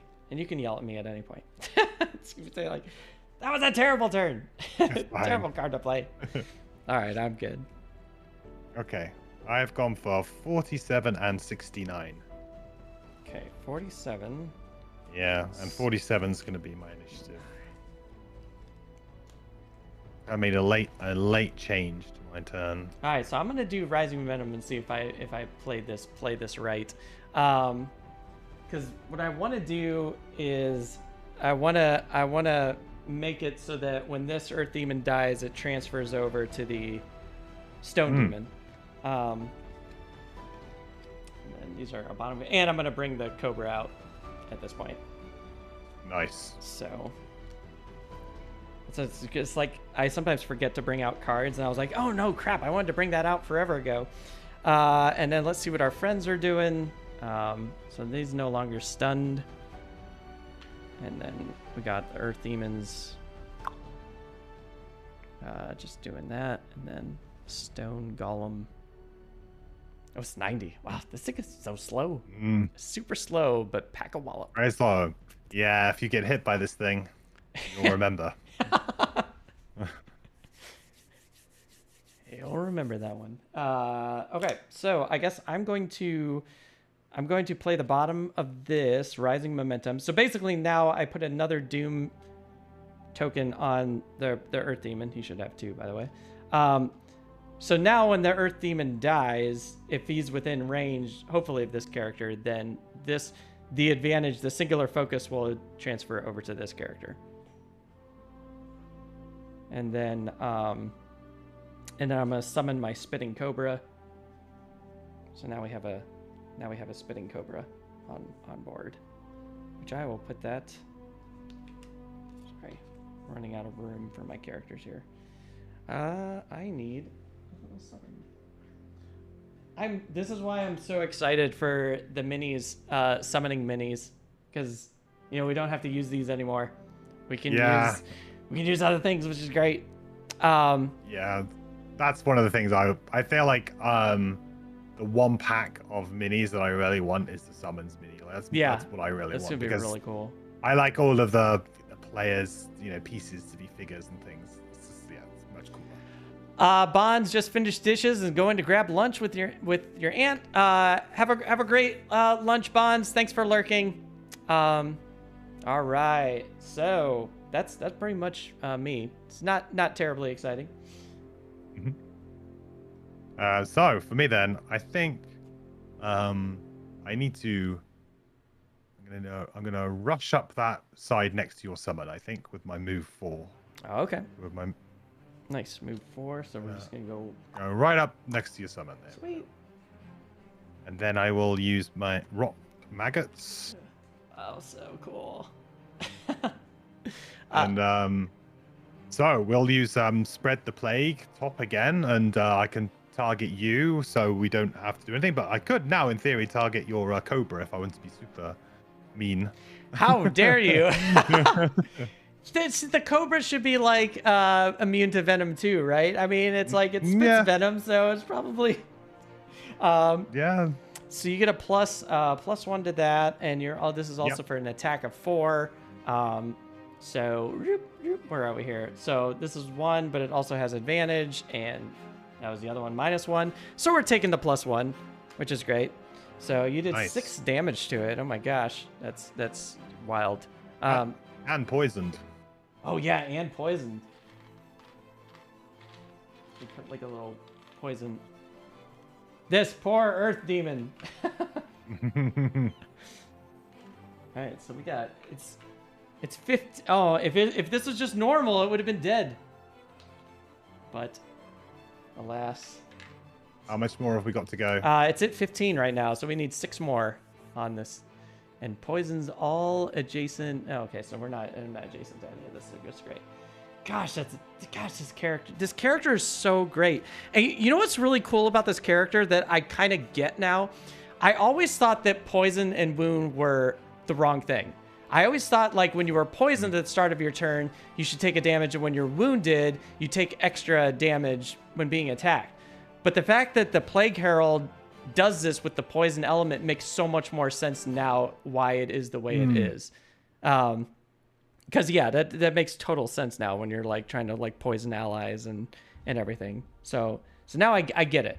Unless there's like a wound character, which is like you don't have to say anything. But it was like unless there's like a character that does wound, then I'll be like, wait, then why is it this way? Yeah, I won't comment on that. But no, yeah, now it just feels like it makes thematically now it makes more sense to me. Feels like it's right. All right, cool. So, who's moving? The Earth Demon is looks like it's moving towards you. Yep. Great. So it's going to attack, and with what is that? That's attack of 5. Whoa. Let's see what we're doing here. So it just does 5. I don't think you have anything that'll help you there. Oops. I'm putting a wound marker down here. Okay, so you're down to... Oh, no, you're down to 5. Scary. And it generates earth. And then the stone golem is still stuck. So, doesn't do anything. Hopefully we can kill him and I can get that health back. Nice and quick. MQ, do you have a favorite companion app for Gloomhaven or Frosthaven, or do you prefer full analog? I do. I am currently using Gloomhaven Secretariat, which is a free, web-based app. So that's currently what I'm using for my Frosthaven playthrough on stream. So I do really like it. I'm really hoping for is the official app kind of. I haven't checked in on it recently actually, but I know when it launched, it had a few bugs and things with it, so it wasn't kind of like I wanted to immediately play my game, so it wasn't quite there. But I've been hearing they've been making some good changes, so hopefully the official one. But that's the one that I'm using at the moment anyway. Cool. It's funny because I'm just all analog. I'm hardcore. which is probably why I Yeah, maybe break a little bit of rules here and there. Maybe No, get a little distracted. I'm very impressed. I'm so impressed by you managing to, fit everything on screen and kind of keep everything in order. I'm so messy. Like I find it's very difficult to just keep like my cards in the right order or framed in the right place. Yours is nice. Having, Yeah, like, the it's app very is a streamlined on lifesaver. yours. It's really nice. So I'm just like, Yeah. oh wow, yeah, this seems like the Yeah. way to go. Yeah. Okay. Oh boy. Let's see what's going on. Okay, so this thing. All right, so this thing's pretty close to dead. I think I should be able to kill this thing, so we should be good. Yeah, I'll kill this Earth Demon if you wanted to do something else, unless you want to kill the Earth Demon. But I can kill the Earth Demon on my turn. Oh, did you get attacked by the stone golem? Was I invisible? Oh wait, I'm done. Oh wait, no, I didn't because I'm no longer invisible. I'm oh yeah. Guess who's packing a wallop? I believe. I gotta keep you honest here. I know. Well, it was 90, I believe. So Yeah. it was -1. Oh no, -1+1.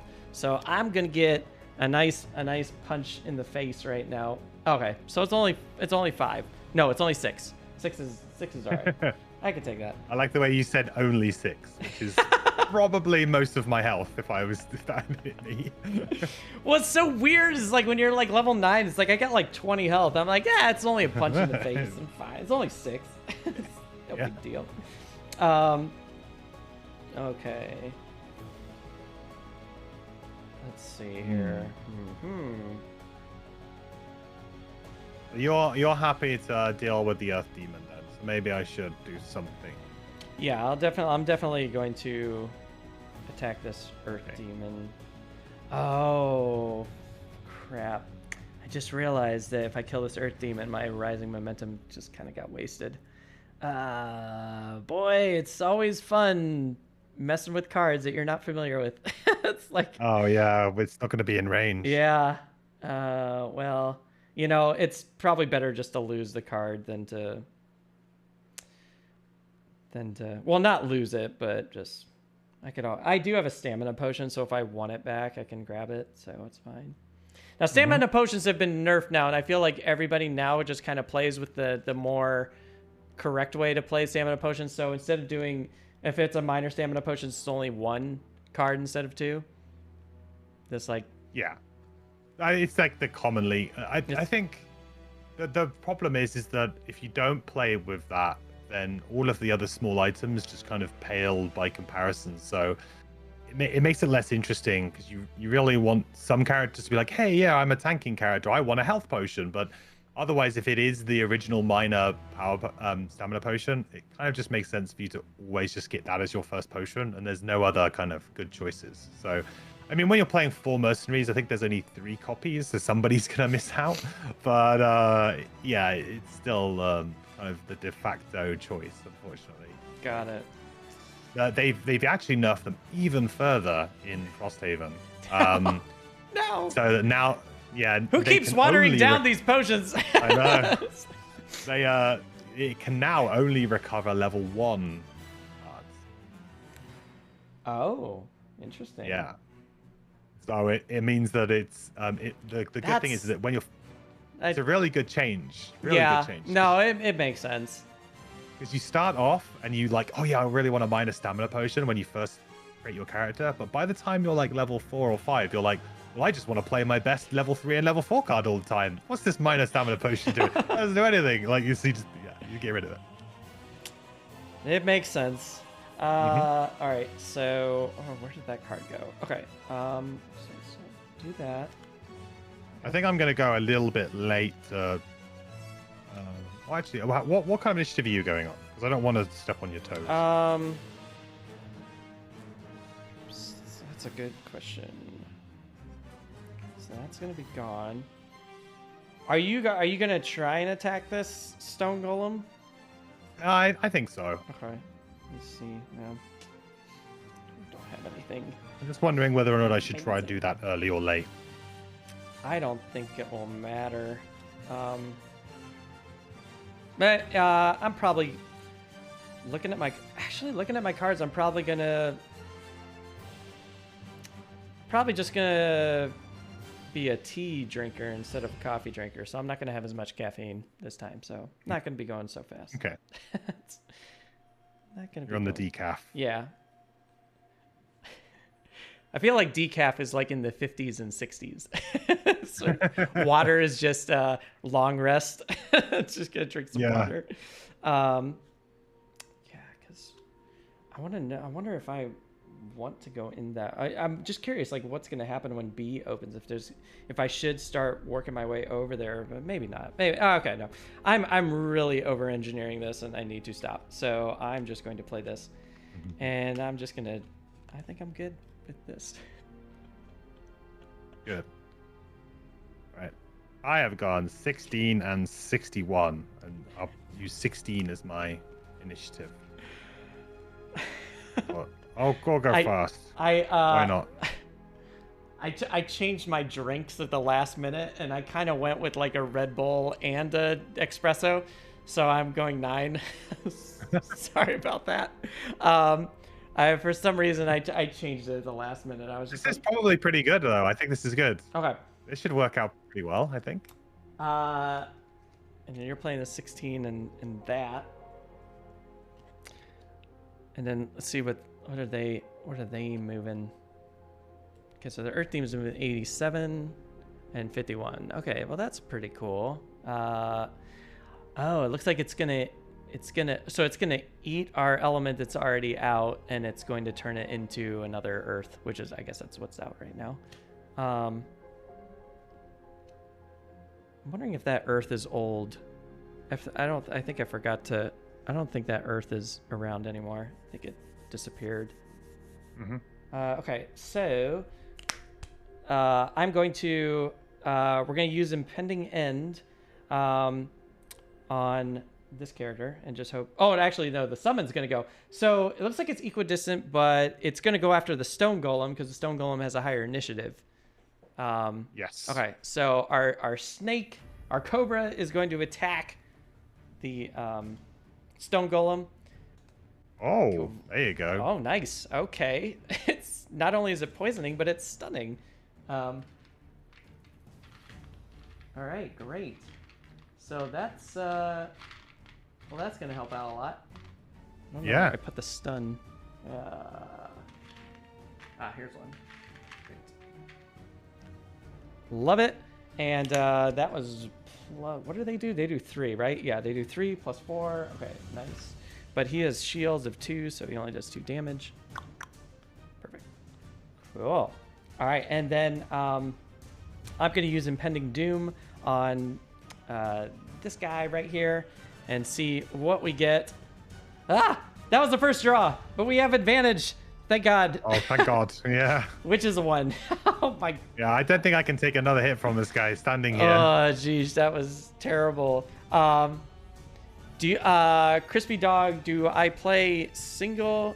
Crispy Dog Me, you said you play solo. Do you play only single character or multiple when you play? I play 2 characters because I think you're supposed to play 2. What's tough about solo is all the monsters get a level bump, which is crazy. So they're all like, if I was playing solo, they'd all be level 5 instead of level 4, which is really insane. So Impending Doom's going to do 4, plus the 1 is 5, and that means they have only 1 HP left, which is great. What I love about this card, it just kills them if they have 2 or less health. So yeah, and I get the XP. I bet that's like a thing that trips people up a bunch too. I feel like they give themselves XP when they shouldn't be. Absolutely. So yep.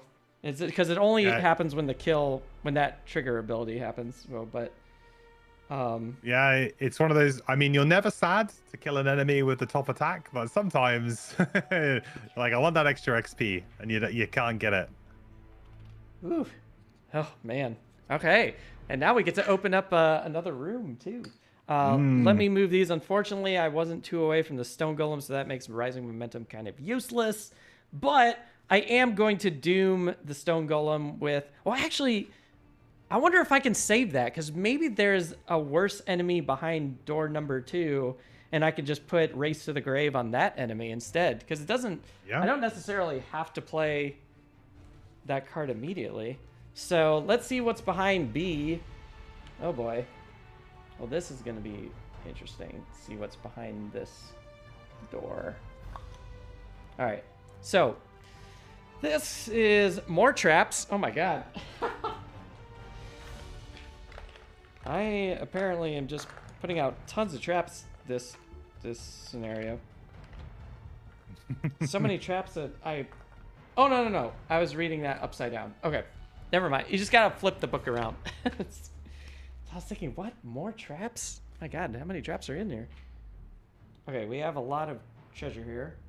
Or not treasure. Okay, that's good. We like treasure. Coins. How often do you pick up... I mean, I know in Frosthaven it's a little different because now that it's like... It's like a loot system. But in Gloomhaven, how often did you pick up coins? Because I skip them so much. I don't know if that's probably like a problem or... But I'm just like, this isn't worth 4 gold to me, so I just kind of run away. Or maybe I don't have a loot card and I don't want to like burn turns to just try and get like 8 coins, you know? But yeah, I'd like to hear your perspective on that. So, in terms of like game progression wise, gold is the quickest and best way to empower your character. Because quite often, you know, the difference between you maybe going from level 1 to level 2, you know, you might get a nice card that has like a nice kind of slightly better attack ability or something quality of life that really helps your character. But if you can buy like a 50 gold item, the chances are that item is like game changing for you. That it does something crazy, really improves something great for you, as well as enhancements are obviously very strong as well in the original Gloomhaven. So gold is the best way to kind of fast track your character, if you like, in terms of getting stronger. Because yeah, XP is always nice to have and people love to level up, but by the book, really gold is the most important thing to get. Is there a tip on trying to get like more gold faster? Is it just mostly just playing harder levels, or just trying to bump it up? Play on increased difficulty, yeah. If you play on increased difficulty, that gold multiplier goes up. So, you know, it's not uncommon if you play on like +2 difficulty to kind of come away from, you know, Black Barrow or Barrow Lair, you know, the first 2 scenarios, and have enough gold to buy, you know, significantly good items after just 2 scenarios. And you might not have even leveled up, you know, at that point in time. So yeah, it increased difficulty, and to be honest, it's one of the things I don't actually like about increased difficulty, because I like that increased difficulty is just trying to make the game harder to play. I don't like that the gold that you get as a reward kind of makes the game easier to play. So it kind of like pulls the game in 2 different directions. Where you're like, I want to play the game and make it harder, but you're giving me better rewards, which is making the game easier quicker. So it's like it's like a weird rubber banding type thing going on. That's funny. So we have a stone golem that's in that room. I was gonna put my doom on that character, but I don't think it's... I feel like that character is gonna be so slow. It's not even a threat really. So I don't know. Low Thor, thank you so much for the follow, my friend. Welcome to the tavern. So I think I'm just gonna put it on the one that we're currently fighting, probably. So awesome. Then that's I think it's...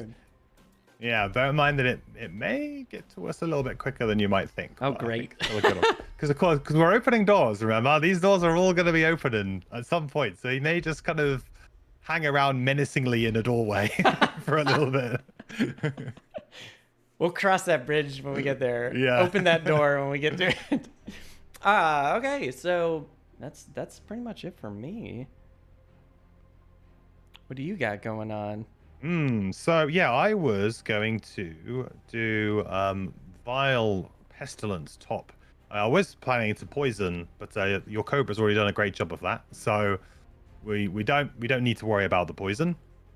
But I will do an attack 1, and I will again use my Spread the Plague to handily get us an additional +1. So we'll do a nice attack 2. I'm so glad you showed me this, because I think this is going to be really cool. I didn't think that this was a thing with my character, and that's why I never wanted to play it. But now that this ability can work, I think that's really great.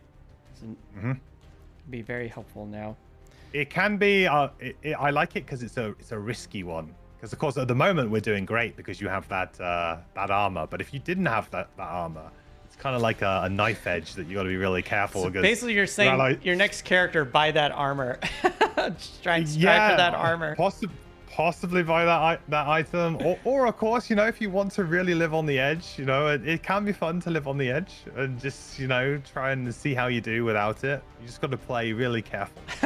Brandbeard Gaming is in. Hey, what's up, Brandbeard Gaming? Hey, it's Silver Metal Tavern and MQ. Tell Craig I said hi. Craig says hi back. What's the story behind this? So Craig is he's been on vacation for a very long time. He kind of retired, but he's our resident crackheart on my channel who occasionally pops in when chat summons him to, you know, help me play the game, because, you know, who else best to actually play the game than a physical crackheart. So Craig comes in and he takes over my turns for, you know, a few minutes, you know, fixes everything when it's all broke, and then leaves. Oh, that's great. Is that what's in the chat? We have some. That's yeah, great. those are all Craig emotes. Yeah. Oh, that's so fun. That's really great. Okay, sorry. Just get back to your turn here. So so you're doing 1 plus you got +1 on top of that, and he's already poisoned, so it's going to be 3. So he's already got 3 damage going into this one. Nice. So it's just 0. So it's just 3. He's got 2 shields. Man. 1 damage. Yeah, 2 shields All is that tough. for like 1 damage. Yeah. That's like crazy. I feel like you know, you've got the bow on your Doomstalker. I think the bow would also. I mean, well, you've got Volatile Bomb though. Actually, that's a really good hand item. That's a tough choice. Because that's the other item that I think if you didn't have a Volatile Bomb, you might consider the bow with the Plague Herald. But because you've got the Volatile Bomb, though, it's really good with the Plague Herald. Yeah, it sounds like it. Yeah, for Yeah. sure. And got a bottom. Then for I think I think I'll move up next to you and give you that heal, because you know, you did take a little bit of damage. So Hey. I feel. Here, take this heal. It's like, So have a heal one. from getting punched. Are you sure you don't want it? Oh, I guess it's only allies. All allies. I wish I could give it to myself. I definitely selfishly would, but unfortunately I can't. Okay. So that's done. They're going to be attacking me. Who's moving first? Oh, it looks like this one's going first here, so that's not going to be fun. Attack -1. It's not that bad. Oh wait, he's stunned. He's stunned. That's right. Our Cobra stunned him. Whew, thank God. Okay, but this one moves 3. So this one's kind of moving 1, 2, 3. There he comes. All right. It's coming. All right, and great. All right, we'll recycle this up. Man, how much do they have? They have A lot. How much health do they? They actually have more than I thought, because I was doing a shield -2 when the elites actually have shield -3. So that makes it even worse. Oh my God. Oh. These things are terrible. but it was his turn and I did doom him, and he's got Race to the Grave on it, so he will take true damage. So we'll put those back. God, now I'm thinking I just want to leave this on now. Ugh. Yeah, it's a really good Doom for this guy. Yeah. It's really interesting. When I was playing 2nd edition for the Doomstalker, there were very few Dooms in level 1. And I was like, oh, that's an interesting... I think there was only like maybe 3 Dooms for the Doomstalker in level 1.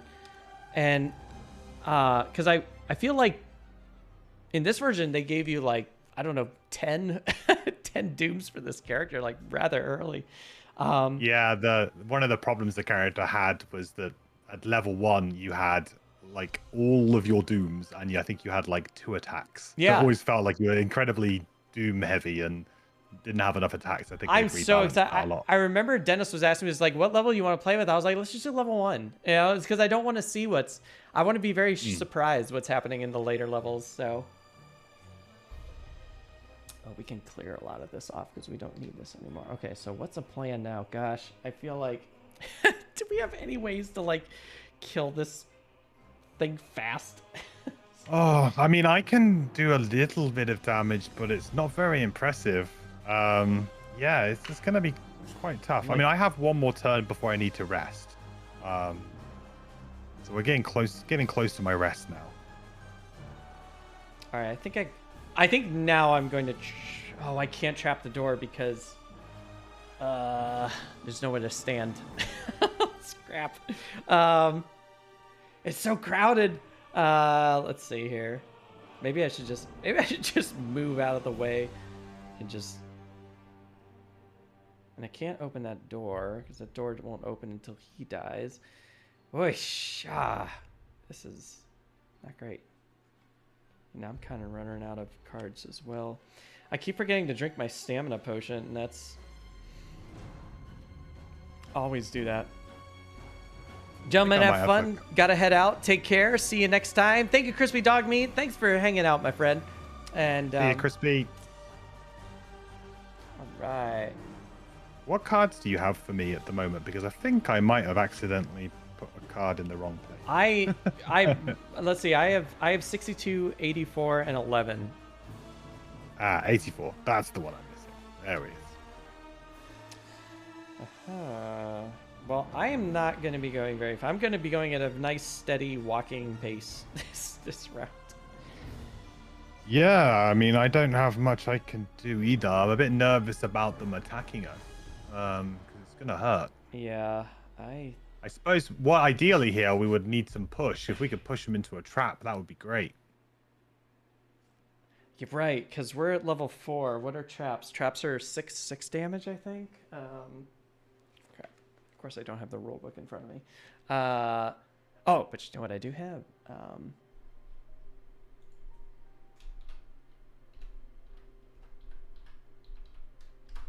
I have the rulebook here in chat. Okay. Mm-hmm. All right, let's see. I just gotta look at the back of the book real fast. We are...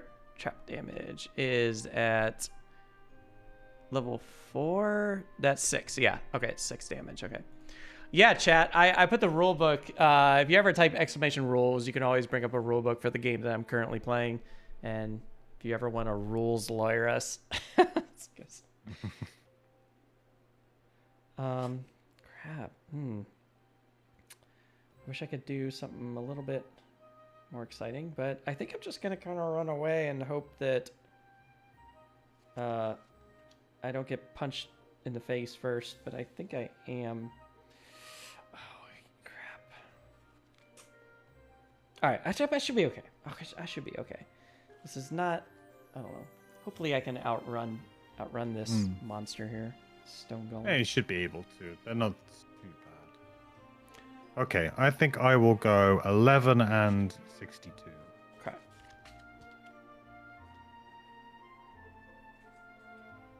All right. I went 31. Ooh, nice. Honestly, it's mostly because that's all I had. Yeah. Pretty much. It's like getting to the point where it's getting a little... So... Oh, right, fingers crossed this guy isn't going to do anything too mean. 65. Okay. Okay. That's not bad. And they're no longer stunned. Okay. Oh. All right then. Well. Nice. Well, my turn's very simple. We're just going to use the top of accelerated end. Unfortunately, we don't have that dark element up to do an extra damage. Would have been good. Oh yeah. Because that's a good way for me to do some damage through the big shields that they have. But yeah. Unfortunately, I think the only dark we have at the moment is Nightmarish Affliction, which I played a long time ago now. I haven't got that one back yet. And then I think what I'll do is I will move away because I don't want to be attacked. So he's moving. He's saying, right. See you later. You want to, how much bat? Just 2? Yeah, if you move me up towards the coin, I think. I can't quite get the coin. But if you go, yeah. There you go, yeah. No, it would have been great if you had flying. Oh, that's a good point. Do you want to be on the top or like this area or Like which side? No, I'll be there? on. Yeah, I'll be there. Okay. Yeah, I that's didn't cool. know if that was like a worse spot to be. No, I'm a little bit nervous about your summon though. Oh yeah? What's wrong with my Mm. summon? Oh, is this just in the I way? think it looks like well, he might get hit here. I think it might be a bit of a scary. Oh no, I got Scary I, time I for have the an Cobra. idea. I know I'm usually Okay. I'm usually a little wasteful sometimes with items and cards, but I think the first thing I'm gonna do is I'm going to well, they're gonna attack. Oh, this is really cool. So they attack, so they're gonna poison what's his face again? The stone golem. Oh, nice. A 2. So that's 1, 2, 3, 4, 5, but it eats 3. So it does 2. Wasn't he already? He was already poisoned, right? Or did he heal? Oh, did I misunderstand that card? Does that card remove a poison? Oh no, it just says all enemies with poison. No, there is a card that does remove the poison. I think I was yes. getting it confused with that. Yeah, there is a card that does. Yeah. Oh, that's the That one where one you doesn't. remove a poison and it does 3 damage to it. Yes. Yeah. I remember that. Okay. All right, so it does 3 damage, which is great. And then we are going to get the heck out of here. And because I have a jump, move 4 jump. So we're gonna go 1, 2, 3. Actually, what's it? 1, 2, 3, 4. Maybe we'll just chill here, I guess. And that seems like a better spot. And then I'm gonna do solid bow because it's solid. And just do an attack on this character, which is look at that. It did a poison +1, but he's already poisoned.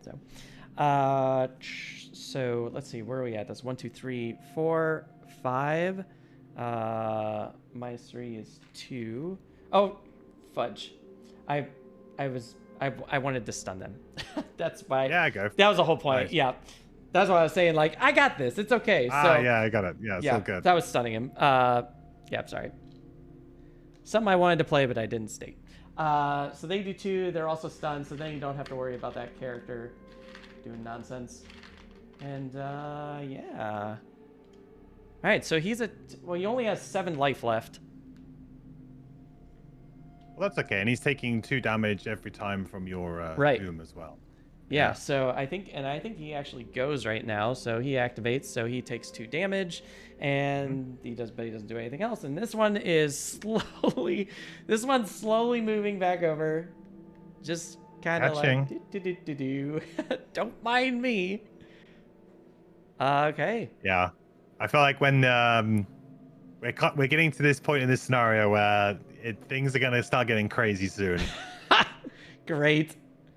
It's gonna happen. Yeah, we haven't even opened this door yet. Oh my gosh. Yeah. God, no, the question is should I short rest at this point? It's like, I hate short resting when I have like 2 cards still. It's like I can still get 1 more turn, but yeah, I don't know. This is I mean I'm pretty much short resting.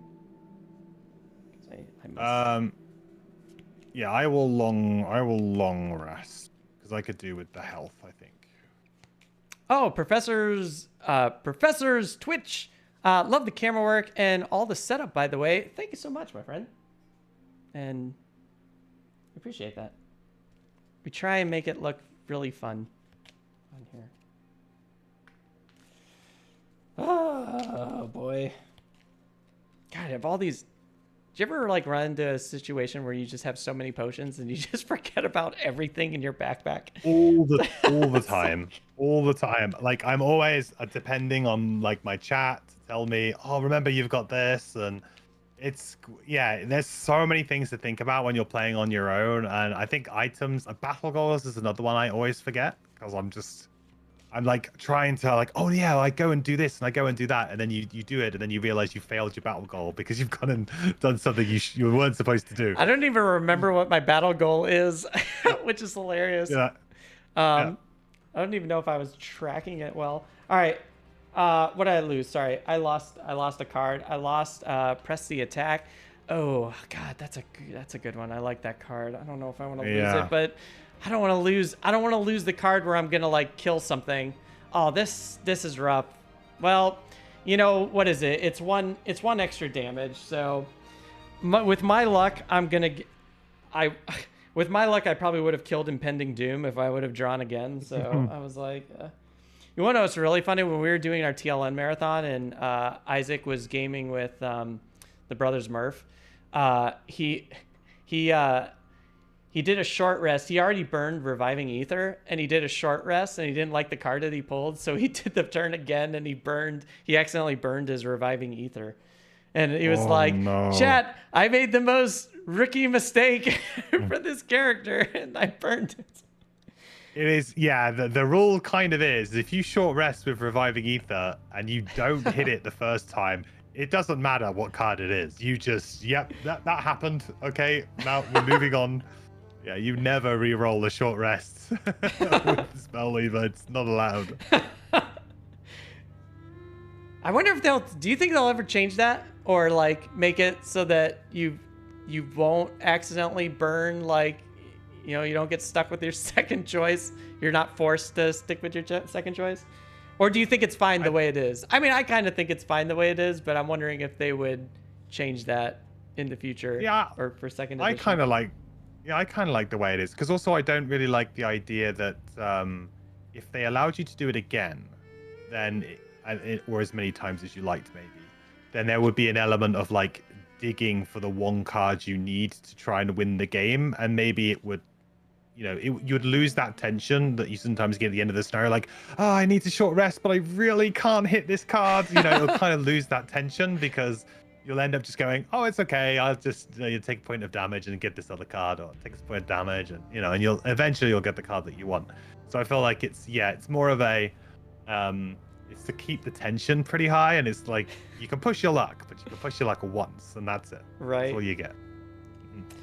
Okay, I don't like the speed that I'm going, but I think I'm okay. Like I said, you said these characters don't move like incredibly fast, so well, they don't start incredibly fast. Yeah. Let's see if I made the right choice here. Oh, and what were you doing? Were you I'm long resting. Oh, you're long resting. Okay. Long resting. Also, I'm here by myself. Oh, great. I need to get some health back. I took that big hit earlier. All right, I'm gonna. Okay. What card did you? Oh wait, we don't know yet. Right. Okay. That's right. We don't know what's happening yet. Okay.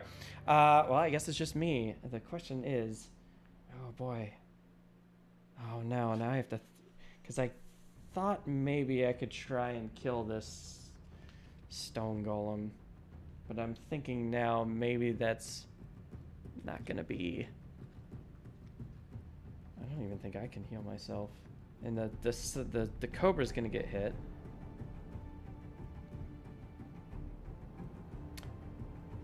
All right, this is probably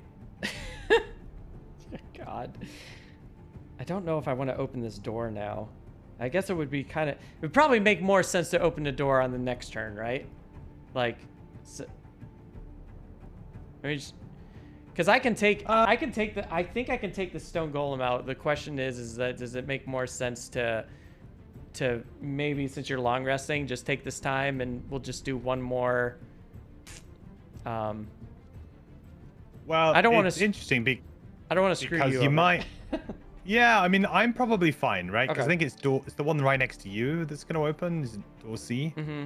And you do have two traps that are kind of not fully protecting you, of course, because they will move through them.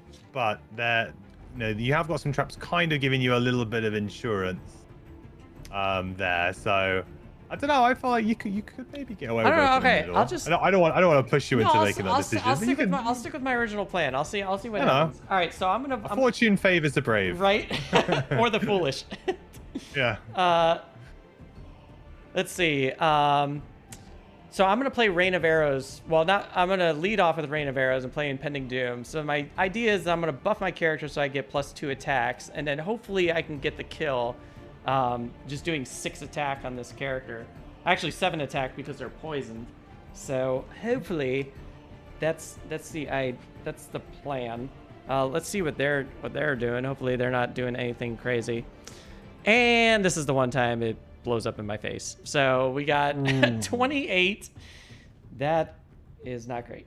But they are still doomed, so he still is going to take 2 damage on top of that with the start of his turn.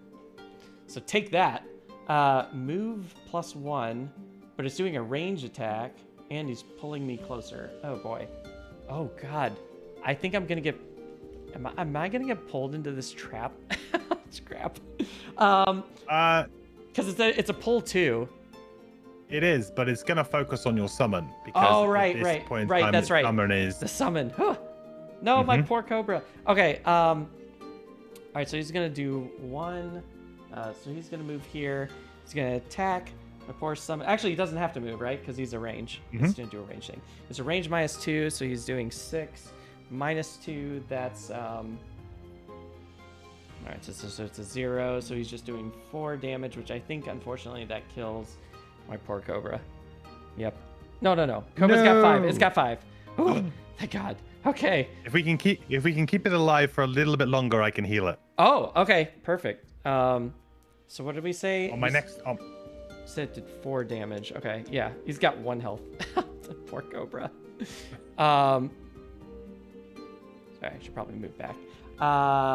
But he does get pulled and he is immobilized. Oh, beautiful. Okay. Okay. Then now this character over here, move +1. They move 3. Oh boy. Oh, FQ, I was hoping watch that out! I was not gonna... Yeah, I was really hoping that wasn't gonna happen. Yeah. Oh god. Okay. Let's just take this guy out. All right, Matt, what are you doing? So the Cobra is going to attack. Let's see what kind of crazy. Does he attack me? Who? What? Which one? Oh yeah, he does. Sorry. Should not. That's what I was really scared of. 1, 2, 3. So you would attack. You would be attacking from here, actually. Okay. So what are you drawing? Hopefully the miss. Come on. No, but it is a -2, Oh, so damn. that's something. So it's 4 damage. Ooh. And he pulls you 2. And you're immobilized. Oh boy. Yep. Oh no. All right, so you're down to 1. Unless you're gonna burn a card. Oh no, I'm not gonna burn a card. Oh dear, I didn't think that was gonna hit me for that much. Because he does 6, and we did -2, so he does 4. And you were already at 5, and yeah, oh man, that's a bummer. Hey, I'm getting a little bit unlucky here with the level disparity between the two characters. I should have probably given you a potion, huh? Probably should have given you a potion. I don't. It's fine. I've got invisibility. I can. All right. I can get ourselves out of it. Okay. Whew. Okay. So we're gonna go back to our summon, who's going to attack this character here. I already saw the card, unfortunately, but it is one of my blessings, so it's a ×2. Yay! So that's gonna do 6 damage to the stone golem, which, let's see, what does that do over there? 6 damage. 6 damage, but poison, so it's 7 damage. He's gonna eat 3 of those, so it's only 4. Where are you at? Are you dead yet? Yeah, he's dead. He's at 18. Was that the Cobra? That's the Cobra. Unfortunately, he has disadvantage. I think you'll find, because he is performing a ranged attack while in. You're right. Great. I hate to be the bearer of bad news. I feel so bad. I wanted to. I was like, I kind of don't want to say anything because it's like. Yeah. I'm a curse upon myself sometimes, you know. No. I bet chat was loving it too. It's like he's getting so excited about this attack, and he's gonna be so disappointed. That's okay. We're gonna kill him at this point anyway. So he ate all that damage, which is kind of fine, because now I'm going to Lady Luck giveth and Lady Luck taketh. Yep, Kira. It's true. I am going to doom this character to do Rain of Arrows, so I do get +2 on my attacks, and we'll do Impending Doom or Impending End, and hopefully not get a miss. I got +1, so that's great, and it's a wound, so this thing's pretty much dead. So it's 4, 5, 6. He eats 3 of that, so it's 3, but he's dead. Yeah. God, I love that card. That card is so good. It's such a lifesaver. Okay. And then we'll just move these off the board. So you're gone. Now we get to see what craziness is going to happen now that this door is going to open. So C is now going to open. I'm wondering if I just shot myself in the foot with this thing. Silver Metal Tavern, are you playing Gloomhaven regularly? A funny story about this is I've only been playing Gloomhaven for 3 months. I am very, very new to it. I've owned the game for 3 years, but never had a chance to open it. The pandemic kind of squashed all that. And then I was like, you know what? I want to play this game. I really want to see what this game's all about, and got really excited for it. And I started playing solo. I was like, you know, I'm just going to play it solo.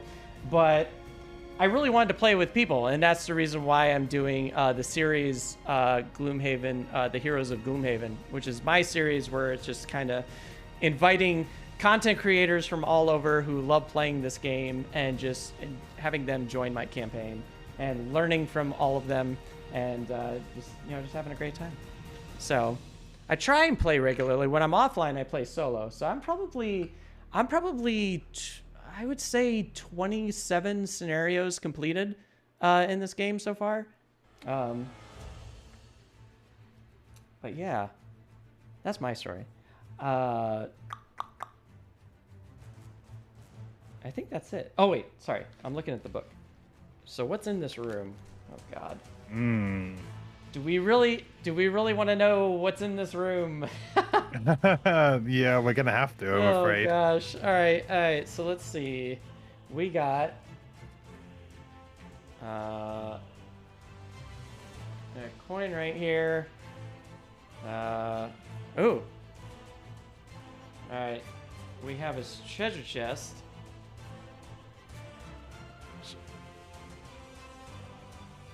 You know, treasure chests kind of scare me now, but I'm starting to understand like the pattern of treasure chests. Like if a treasure chest is way too easy to grab, more than likely I feel like it's a trap. And I'm like, just ignore this thing. But sometimes they're really easy to get to and they're not. So it's like, you know, it's not always a trap. So yeah, Isaac kind of likes to troll us Gloomhaven players in that way. He's a bit of a troll when it comes to chests. Because sometimes he will like, yeah, this chest, you're like, that's just way too easy to get. There's no way, but then there's actually like a side scenario in there, or actually something really useful to try and grab. Yeah, the distrust of easy treasure chests, I think he plays into that a lot. It's really funny. I had Mick from Our Family Plays Games as a guest on here, and there's a chest that I was just like, I'm not gonna say what scenario it is, but it was like, it was just, for me, it was just so obvious a trap. I was like, I don't think you should pick that. Mick really wanted to pick that. And he's like, it's shiny, I gotta take it. And I'm like, don't do it. And sure enough, it was a trap. And it was really funny because at the end he was like, Isaac, I hate you. I hate you, Isaac. Why? All right. He's just got I think he's got like a chalkboard sort of at home, and he just puts that's another one, you know, in the column that he's got. So good. All right. So there we go. All right. Not too crazy. And C just opened. Oh, okay. So we get to continue reading. Okay. All right. Yeah, now we get to see what's going on. Okay. So, it says here that, the Savas gathered. Wait, I gotta take off my glasses because I can't read. The Savas gathered in this back chamber as their last stand. A number of them lie around the area, their bodies mangled and roasted. A throne occupies the room's center, and atop it sits the body of a regal Savas holding a hammer and a helmet. Scorched into the wall behind him are the words, "Folly. The beast awakens. Impossible to control the mountain's power. Return them, and it shall sleep again." I can see where this is heading. Okay, special rules. Special rules. Once the treasure tile is looted, the characters holding the items from it may end their turn at space 9, which is this space right here.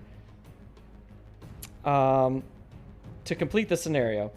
In this case, read conclusion A. Alternatively, after looting the treasure chest, all characters may return to the entrance hex before becoming exhausted. In this case, read conclusion B. If the scenario is lost, reset the treasure tile.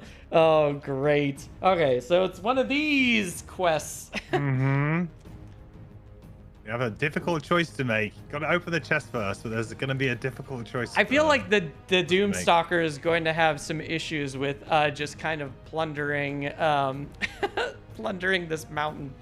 So I mean, since I am playing on the side of good, I probably should just run here and just, you know, I don't want to be too greedy. Even though maybe second edition Gloomhaven, I'll take the other route. I'll take conclusion B and see what happens. Or maybe conclusion A is the bad ending. Who knows? We'll see. So we've got to open those doors first if you want to get in there. Right. So so we have to kill 2 elites just to get in there. Oh man. Or just one. Oh no, because we have to open D. Oh, of course. Yeah, because we gotta open D and then we open E. So it's two more elites before we can get there. Okay, so that's not like terrible. I mean, we could focus on the stone golem and then oh god, I wish I had some way to get Pierce now, because now we have that flame demon that's back in here. And also we should probably see what craziness is happening with these characters. Oh god, that flame demon is just blazing. Flame demon. That's not what we wanted to see. Man, okay, all right then. Question is, are we gonna even survive this? Yeah. Okay. All right, so Earth Demon's not too much of a concern. The Stone Demon already went. Well, let's just get this Flame Demon out of the way. So this is actually gone, and everything else is good. The Flame Demon's going to move with a 4 +1. Jeez. And it attacks with 5? No, 5 range. Okay. Now, I don't think it's going to have line of sight, so I should be okay. So 1, 2, 3, 4, 5. I think it just ends there. All right, so interesting rules about line of sight. What has happened with the line of sight? Because I know like on digital, they have an option where you go from the center of a hex, but the rule book goes from any point of the hex. What is what has been the official rule for like line of sight now, or the popular choice of line of sight? Yeah, so the updated line of sight is that as long as you can draw a line from anywhere in the hex rather than from a corner of a hex. So that was kind of changed in Jaws of the Lion, and it's been implemented into Gloomhaven Digital as like a house rule option, but it is a good one. And then also in Frosthaven it's the rule as well. Great. So this character can hit me. Looks like it. I don't know if they can without tracing along a wall, because you still have the rule where if it hits a wall at any point, it breaks the line. Oh yeah. So I think you'll probably still protect it there. Okay. Whew. All right. Because I was like, man, this is rough. 1, 2, 3, 4, 5. Yeah. So we're still here. Okay. Oh my gosh. All right. And there's probably no point in turning invisible because those things can just fly past me. So I can't act as a doorstop, which is a bummer. Great. The Earth Demon is also going to move. Am I forgetting anything? I don't think I am. I think we're good. All right, so they move +1. Oh my gosh, so they move 4. 1, 2, 3, 4. Amazing. I love that you told me about this rule. The fact that because they can't attack, they can't activate the... No. It's because it moved. So it does activate it. Okay, that's right. Yeah. So, but basically if it moves to any part of it. But if they can't do anything on the card, I do love that. Yes. That's really great. Professor Twitch, thank you so much for the follow, my friend. Welcome to the tavern. Hope you are enjoying our our dilemma here. Ugh. All right, so what's the... Oh, this is a really interesting plan. Okay, well, so here's an idea. This door is gonna open next. Should we just like start running and just running this way and just take out this stone golem, I guess? Or maybe just have Yeah. the stone golem just try and chase us. I think like why I would suggest that we would try and hopefully kill. I mean, do you have any jump? Do you have the ability to jump? I do. Yeah, I can jump. Because I feel like if you can like sneak past by jumping. Oh You know, yeah. you got your camouflage as well, so you got your invisibility. Maybe you can sneak around. Yeah, that's a good. And then hopefully we can open the door D for your escape or cunning escape out the other way. Yeah. Okay. Now I have to try and take out the flame demon. Okay. Okay. Yeah. No, that's a really good. That's a Me good and plan. the Cobra need to do some work on this. How far golem who's as the well. Cobra gonna go after? 1, 2, 3, 4, 5, or 1, 2, 3, 4, 5. I guess it's whoever's got the lowest initiative. So. Boy. Okay. All right. Oh no, that's a really good plan. I like that. I like that. Okay. So I can definitely do that. So I still have to do my long rest, don't I? I think. Oh from yeah. Previous round. But So you're the card I'm getting rid of is 61. So that's the card I'm gonna lose to my long rest. 61. Okay. Got it. Yeah. When you I like the when you're building your deck or your hand, or I guess your deck, do you usually throw in like kind of like a burn card, like a card is like this is kind of like is this a card that I don't care about burning, but I'm just using it for its initiative or for maybe just a low ability or something like that? Is that kind of like a thought 11. process? 11 on this character is that card. For me, because 11 initiative is so useful to just be able to go early and then you may use it as a move too, just to pick up some loot or something maybe anyway. And then you've actually got like a nice sort of top attack ability that would actually be quite good in this scenario because it's got Pierce. So hopefully there might be a situation where I can line that up. But yeah, definitely there's usually, I feel like it's something that in second edition they're trying to avoid, because like I would imagine in second edition as Scattered Terror, if it was the same as it is here, they would just, instead of the bottom being all attacks targeting you gain disadvantage, it would probably be like move 3, because they kind of are aware that it's something that people just want to do. Oh, God, I'm so worried about this flame demon going so much faster now, because hopefully that was like the fastest card I drew for it. I need to get a bit closer, don't I? Oh, and my Cobra's not immobilized anymore, I don't think. No. Oh man, I really wish I had a pair of boots. I know. I kind of wish I long rested so I could have my boots back. Because I would have been able to get to that treasure chest. I might have to do some. I might have to do some clever play here. Oh, I gotta. Okay, I'm good. We're good. Well, whatever happens, I'm pretty good at I have a pretty good idea what to do. Okay, I am good too, I think. All right, what you playing? So I'm gonna go on 11 and 69 with 11 initiative. Okay. All right, I'm gonna play 23. So cool. Definitely going invisible. I feel like I'm in a terrible spot. Are you still immobilized or is that gone? That's gone. That's gone. Because That- yeah, that's, to be honest, getting immobilized on a long rest is kind of like the ideal situation, because it's like, well, I'm not moving anyway.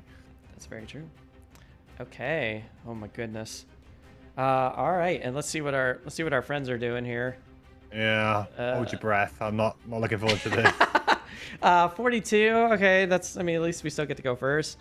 Oh, 49. Thank God. Oh, okay, that was great. That's the scary one. That's a scary one done. Okay. Great. And they still got fire, so he's gonna be doing some weird stuff here. Okay, cool. All right, so I guess that's you now. Yeah. So what I'm gonna do is I'm gonna use the 11 initiative just to move 2 spaces towards the Cobra. I think. Okay. I'm gonna try and get between the Cobra and the trap and the golem, I think. And then, oh, hang on. I can't do that. Actually, I just realized my range would be off. Oh. I'm gonna have to go 1 hex further back. Okay. There we go. Got it. And then we'll use rot maggots, I think, to attack. Okay. All right. Rot maggots. Oh my gosh. All right, And unfortunately, I don't Yeah, I don't get my +1 unfortunately from the spread the plague because the cobra's not in range, but also I don't think I'd want to poison the cobra. Kill the poor cobra. Anyway. No. Yeah. All right, so let's see what you got here. Bam, got a +1. Okay. All right, so that's great. That's good. All right, so we got, what is it? That's 5, then 5, or am I, nothing else? Nothing else? Just straight 5, I think. Okay, so, that shield. That shield is the worst. Okay, so you did 2 damage. Yeah, we got the poison on though, so hopefully the cobra could maybe end up using that. Or I'm not sure if the cobra's gonna go for the earth demon actually. Yeah. Bummer. And then I will go invisible using the cloak of invisibility here. Nice. Because otherwise I am very much in danger. See ya. Nice. Okay, so this guy's gonna go after him. So we're going to zip. Cobra, do you even move, Cobra? What's your range? Cobra's range is 3. So I gotta go 1, 2, 3. So I gotta move here. Then we're gonna attack. Yeah. All right. So how much are you attacking for?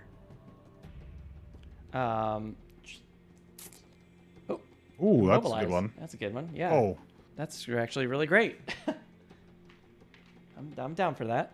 And it's a +1, so attack for 4. It's also poison. Why am I having such a hard time finding these poison files? Okay, there we go. What am I doing? 4. It does 4 damage to that character, so there we go. Heck. Okay. What's up, Dutch Yoda? How's it going? Welcome. Okay. All right, still alive. Okay, so I'm going to move 5 with the jump. So I'm gonna go. It's gonna be fun.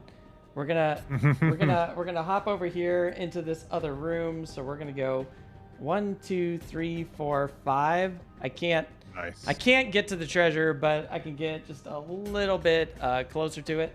And then I'm going to turn invisible and do an attack of 3 up against this creature. Let's see what. Hopefully I get something good on the flame demon. Oh god, it has retaliate too, but I'm invisible, so it can't. Oh, if I'm visible, can it retaliate back? Yeah, unfortunately, it can. Yeah.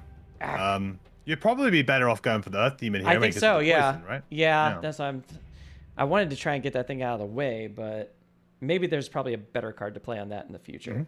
Or we just run away from it, maybe. I want to kill that thing. I don't like that. I feel like that thing's just going to be chasing you, and it's got range, and it's like you can't run from it. It's crazy. I drew ooh, well, it looks like I am attacking both. So I get sort of. You can decline that because it's a kind of like it's like, again, another kind of like often overlooked rule, but essentially because it's like a extra effect, you can always decline extra effects if you don't want to. 99% of the time, you always want. Do you make that choice now when you draw it, or okay? Well, I mean, you're rolling anyway, so I guess you can roll and see what your next one is. But yeah, essentially you can make that choice. My next one was a +1, so oh. I think I did say I was attacking this one first to begin with, so we're attacking the Earth Demon. So I'm invisible. We have attack of 3. It's poison, so it's got 4, and I had a +1, so it's 5. You know what? I have other plans for this fire demon, so I'm going to say pass. Yeah, it's like a smart move. Yeah. Now, I'm also going to play the Ring of Haste, which is why this card is so bonkers awesome. We're going to play that, and we're going to play the bottom of Solid Bow, which gives me another move, and I'm going to kind of move on to Treasure Chest. So I can nice. So it's like, I don't want to waste any time with this thing. It's like, no, that's good call. Very good call. You don't want to. Sometimes it's tough because you're like, oh, I really want to save this for some amazing turn, but you've saved yourself a turn there, so that's worth it. So we get to see what's in this treasure chest because it's number 62, and see what is 62. Hopefully it's not like an explosion. It is gain the helm of the mountain and the mountain hammer. Oh, I see what they're doing. Okay, so if I leave, I get that. That's clever. I'm not gonna. Yeah, wow. I'm not gonna look at those cards, but because I want to play this on the side of good. But those do sound really great tools. Remember that the rules are that if you can throw one back into the mountain. Oh, is it one? Okay. Yeah, so you can kind of get away with maybe one of the two. You probably want to have a little look and. All right, I'm gonna have to. see what they do. Gang, I'm gonna have to jump over real fast because I wasn't expecting to pull items out here. So all right, so 110 and 115. All right, gang, give me 2 seconds. The box is like right here. Oh, this is crazy. I feel like Silver's being very, very diplomatic here, guys. Let's see. I would definitely not be doing this. I'd be taking them both. Oh, I'm a scoundrel. All right, what did we say? 115 and 110. Okay. So I get to. Oh boy. Choices here.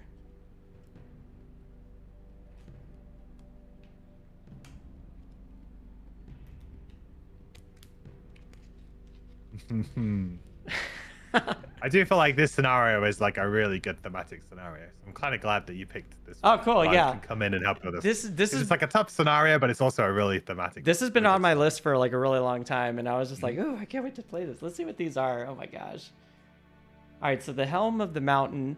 When attacked, if Earth is strong, immobilize the attacker. Oh man! And then we have the mountain hammer. Summon warrior spirit. Whoa, what is this? It's a HP of 4, attack of 3, move 1 in range. Oh, interesting. That's a really. I like the helmet. See, I'm so weird about summon, like summon abilities, but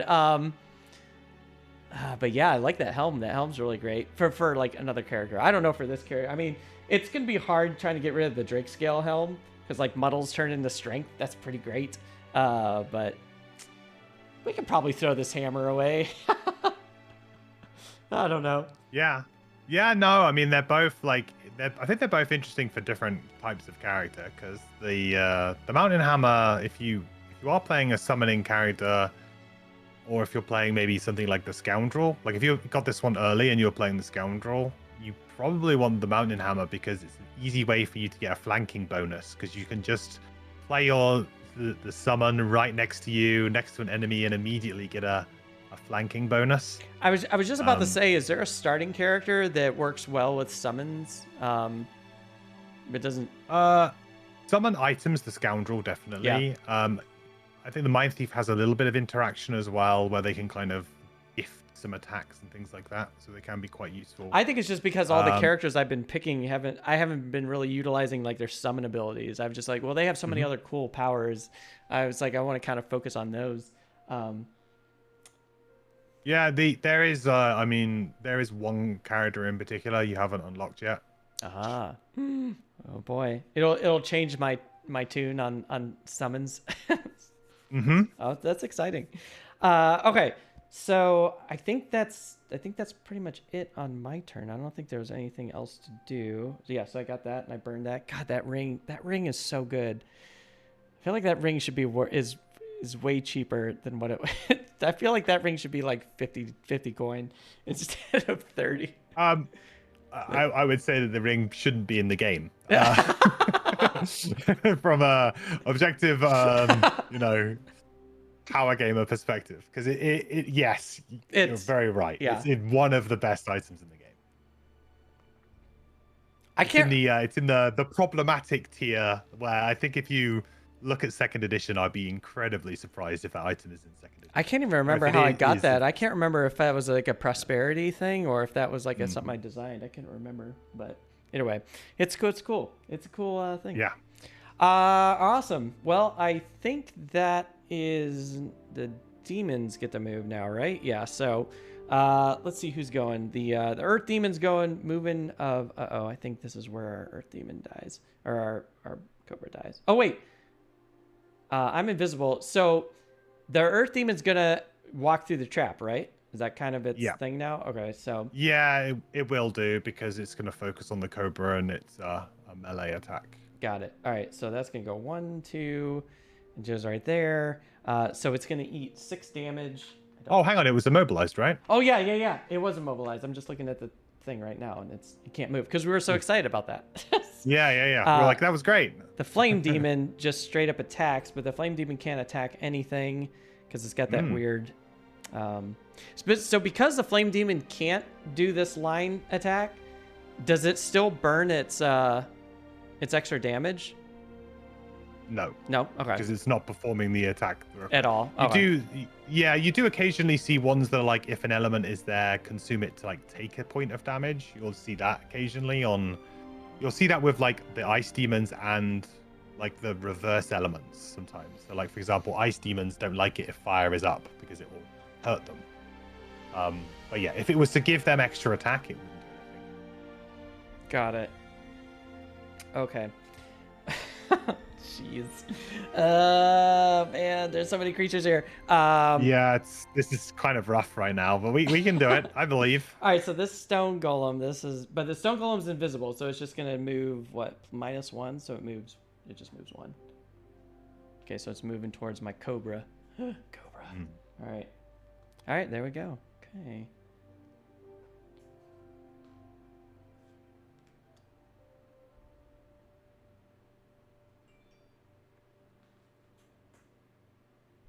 In Frosthaven, have they made like a mechanic where you can pick up as soon as you pick up like armor, you can immediately equip it, or is that? Yes. Oh. Yeah, any item. Oh, cool. So any item that you find in a chest in Frosthaven, you can immediately use, even if it takes you over your limit for that particular slot. Oh. So yeah, it's kind of a bit funky. It's like, oh, if you find another helmet, you've now got like 2 helmets. Oh, which helmet should I choose? But you get both of them. But it's a very, it's pretty cool because it means that in some of the scenarios, they actually kind of very cleverly hide an item that's really good for that scenario, like at the corner of a room.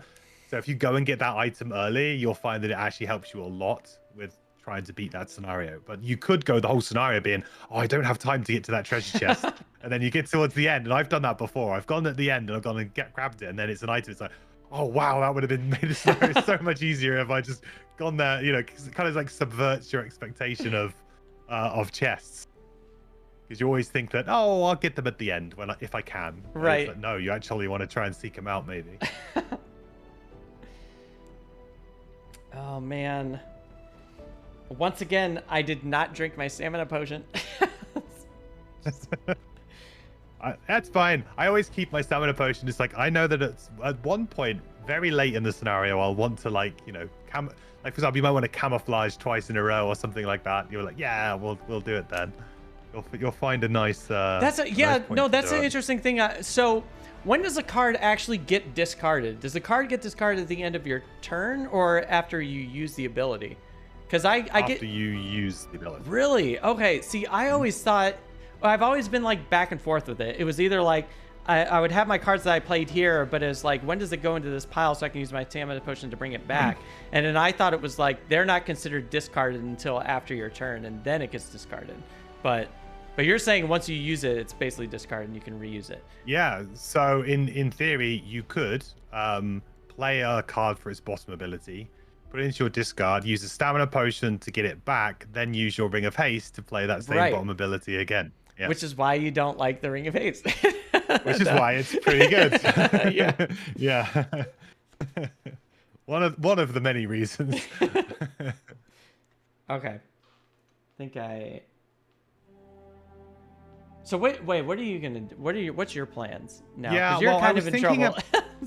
Well, I was thinking about going really late because I'm invisible right now. So if I can go later than the golem, then I can kind of avoid him for one more turn, which would be nice. Okay. So that's what I'm kind of thinking of doing.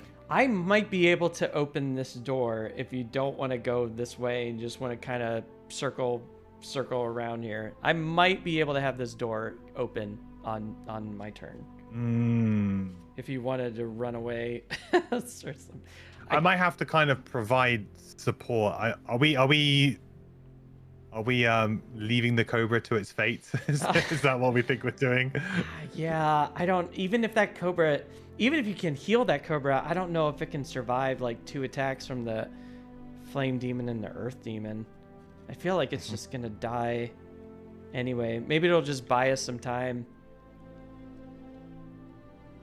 I mean, I like the idea of it poisoning. Honestly, I only had the Cobra out so it can prematurely like get poison enemies just to kind of set you up. But other than that, I guess the poor thing's expendable. I think it's done it. It's done a good job. So I think it's probably had its it's had its day. It's done us well, I think. So I think then I'll try and go really late and kind of hope that I don't get unlucky. They're shuffling though, aren't they? I think both the Earth Demon and the Stone Golem are shuffling. Yeah, so I guess there is a chance that we get a really late one again. Well, I just gotta cross my fingers and hope they don't go really late. Because I might doom somebody, but I don't know which one to doom, and I didn't know. Well, I don't know if you were going to attack that character. Never mind. I'm just gonna stick with my plan. Plan A. My plan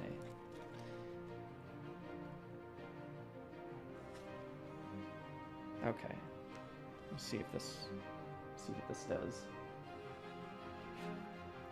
I don't like that Flame Demon. I don't want to get rid of that Flame Demon as fast as possible. Right. And he has a shield of 4. Oh my god, it's so much. Much. Okay. I mean, as if the shield doesn't tell you, like, please, like, do not attack this. Then they put retaliate on it to be like, definitely do not attack. Right. I'm going 84 and 31, with 84 being my initiative. Hopefully. Praying over here that this is going to be late enough. Yeah, it's going to be risky. They can definitely go late, but... Alright, so I'm going to go 11. And I'm going to see if I can try and take out this flame demon here. Okay. Well, let's see what... Heck? See what our friends are doing here. All right, so Earth Demon's going 62. Flame Demon's going 77. Oh, she's nice. And 83. Okay. Wow. Ooh. So close. Yeah, I just pulled that one off with my 84 then. Okay. Okay. All right, so I'm going to doom the... Oh, well, first off, I guess our Cobra gets one last hurrah before they get destroyed. The Cobra's going to attack the Earth Golem for 4, 5. That's pretty nice. Where are you at? So you're at 14? Oh, my gosh. Man, these things are just like, it's just like attacking like a steel wall. It's just so much. We got kind of lucky. They haven't pulled their heal ability yet either. That's when it starts to get really rough. God. They go. Doesn't sound great. So we're gonna doom our friend here, the Flame Demon, and we're going to do Swift Trickery. So we get 4. Let's see what kind of damage we can do. Nice. Looks good. Yeah, it's a muddle with a 2. At least just throw that muddle on there before I forget. Matt, you were such a fool. I was supposed to drink this major power potion, and I forgot to drink it. Son of a gun. All right. Wow. That's you can do that. It's right. You're like if you as long as you would have done that if you flipped the ×2 as well. Yeah. I was being honest. I was gonna use that. My whole thing is like I just want to try and put as much damage on this thing as possible. So it's like 4 plus a 2, so that's 6, 7, 8. It's gonna eat 4 of those shields. So oh my gosh, so it only did 4. God. Even then, it still didn't kill it. Oh, but you got your impending doom on there though. Is that gonna do the trick? No, Impending doom? I played Swift Trickery. Ah, okay. Because my impending doom is in my discard pile because I forgot to drink my stamina potion to take it back. I haven't seen. I'm really bad at remembering to bring those things back. So I was like, no. Well, at least in you can always kind of in physical, you can always go, oh, I meant to do that, and you can redo it. What's In interesting digital, is I had advantage on that character, and I forgot to draw 2 cards. But the other one was a +1, so it didn't matter. If it was the ×2, that would have been great, but it wasn't. So, all right, well that's the end of that. Oh, that's a bummer. Crap. I really wanted to kill that character. So we got the Earth Golem. The Earth Golem's just gonna straight up move here, and it's going to attack. Oh, it's gonna attack my poor Cobra. Yeah, the Cobra's dead. Wah, wah. Sorry, you will Cobra. be remembered. Yeah, you will be. It did its job. Did a great job. Then we got the Flame Demon. I'm still invisible, so it just kind of ignores me. So it's gonna move. God, 4. What is it? No, it just attacks. It doesn't move at all. It just attacks. It doesn't do anything. Great, love it. And then the Stone Golem. I think you are technically visible as well. Oh, I am visible, so it will attack me. But it says attack, target all adjacent enemies. So it's only targeting adjacent enemies. So it still just kind of ignores me. Yeah, nice. Exactly. That's got a nice flip there. That's nice. The Stone Golem is gonna move to, doop-a-doo. Or actually, it goes here. Wow. Okay. And then now it's up to you. Because you're still invisible, right? I am. Yes. Yeah. Now I'm revealing myself. Right. So yeah, this is an interesting one. What to do? I was going to kind of stun the Stone Golem and run away, which kind of feels like the right thing to do. Yeah. Just kind of give myself a bit of breathing room. So if I so if we use Paralyzing Bite, unfortunately with disadvantage because it's a ranged attack and he's next to me now. It's like worth it. But, yeah. Oh no. Not bless, anything but the bless. I know. Sad days. Well, so you don't hit it at all. No. But I do get to stun it. But you stun it. What I kind of wanted to do. Yeah, you stun it. That's good. That's good. And then I will move 4. Uh-oh. I think I will... We're getting another raid from M Peebles with 14 raiders. M People Raiders, welcome back to the Silver Metal Tavern. How's it going, M Peebles? Welcome raiders. How is everybody? How was your stream? Welcome back to the Heroes of Gloomhaven with mandatory quests as a returning guest on the stream. It's very excited. M Peebles bought a fine drink. Hey, thank you so much, M Peebles. M Peebles was also a guest on the Heroes of Gloomhaven. We actually fought the Drake, which was a lot of fun. We did that boss battle and we were like, oh, that was a very fun. And Peoples was playing as the bear. It was a good stream. That was a fun stream. We are... Hey, Peoples. We're in a weird situation here, but it's not terrible. So you stun... I've seen worse. Yeah, so you stun this... You stun this golem, and so that's... I think I'm gonna use my move 4, and I'm gonna run and get that coin that's looking very lonely on the other side. Oh, right. I think that I'm gonna run away and collect the coin in the process. There we go. A good looter I am. Okay, great. And then my question is when are you gonna play your Ring of Haste? What are you saving your Ring of Haste for? Well, I would love to be able to heal myself, I think. I'm trying to figure out a nice way of healing myself at some point using it. Okay. I guess if I need a big move at some point, it'll be a good time to use it too. Okay, so this that Flame Demon's gonna pretty much die on my turn. Unless I can't whip this attack because I got advantage on that character. So There should be no reason that that character doesn't get destroyed. Famous last words. Yeah. Right. God, I wish that I wanted to transfer those Doom tokens, but I don't think it's going to be working, so I think it's...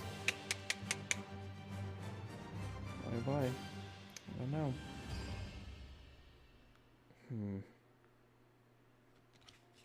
Yeah, I feel like I can't be messing around anymore. Just very scared of the situation. What's on this board here? I really want to loot all this stuff, though. Yeah, there's a lot of coins there. I mean, if you had like a loot, that's a great loot one. If you had a loot one ability right there. I'm going 47 and 43. God, it's really smart what they did. So it's like, even if we're going around this way, it's like this is the door that's going to open. So it's like they really did a great job making it so it's like, oh, we just backdoor this thing and get out of here. But yeah.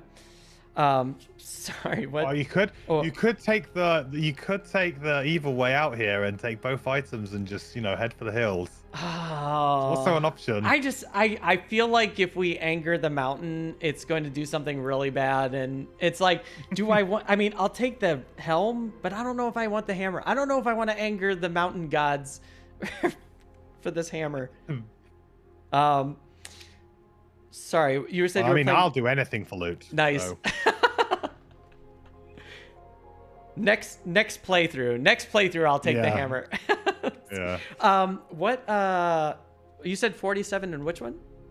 And 43. 43. Okay. Yeah. All right. We'll go on 47 initiative as well. Just maybe a little bit later here. All right. So I'm gonna go do 12. And let's see. The bottom attacks are going to be for this one. Okay, so hopefully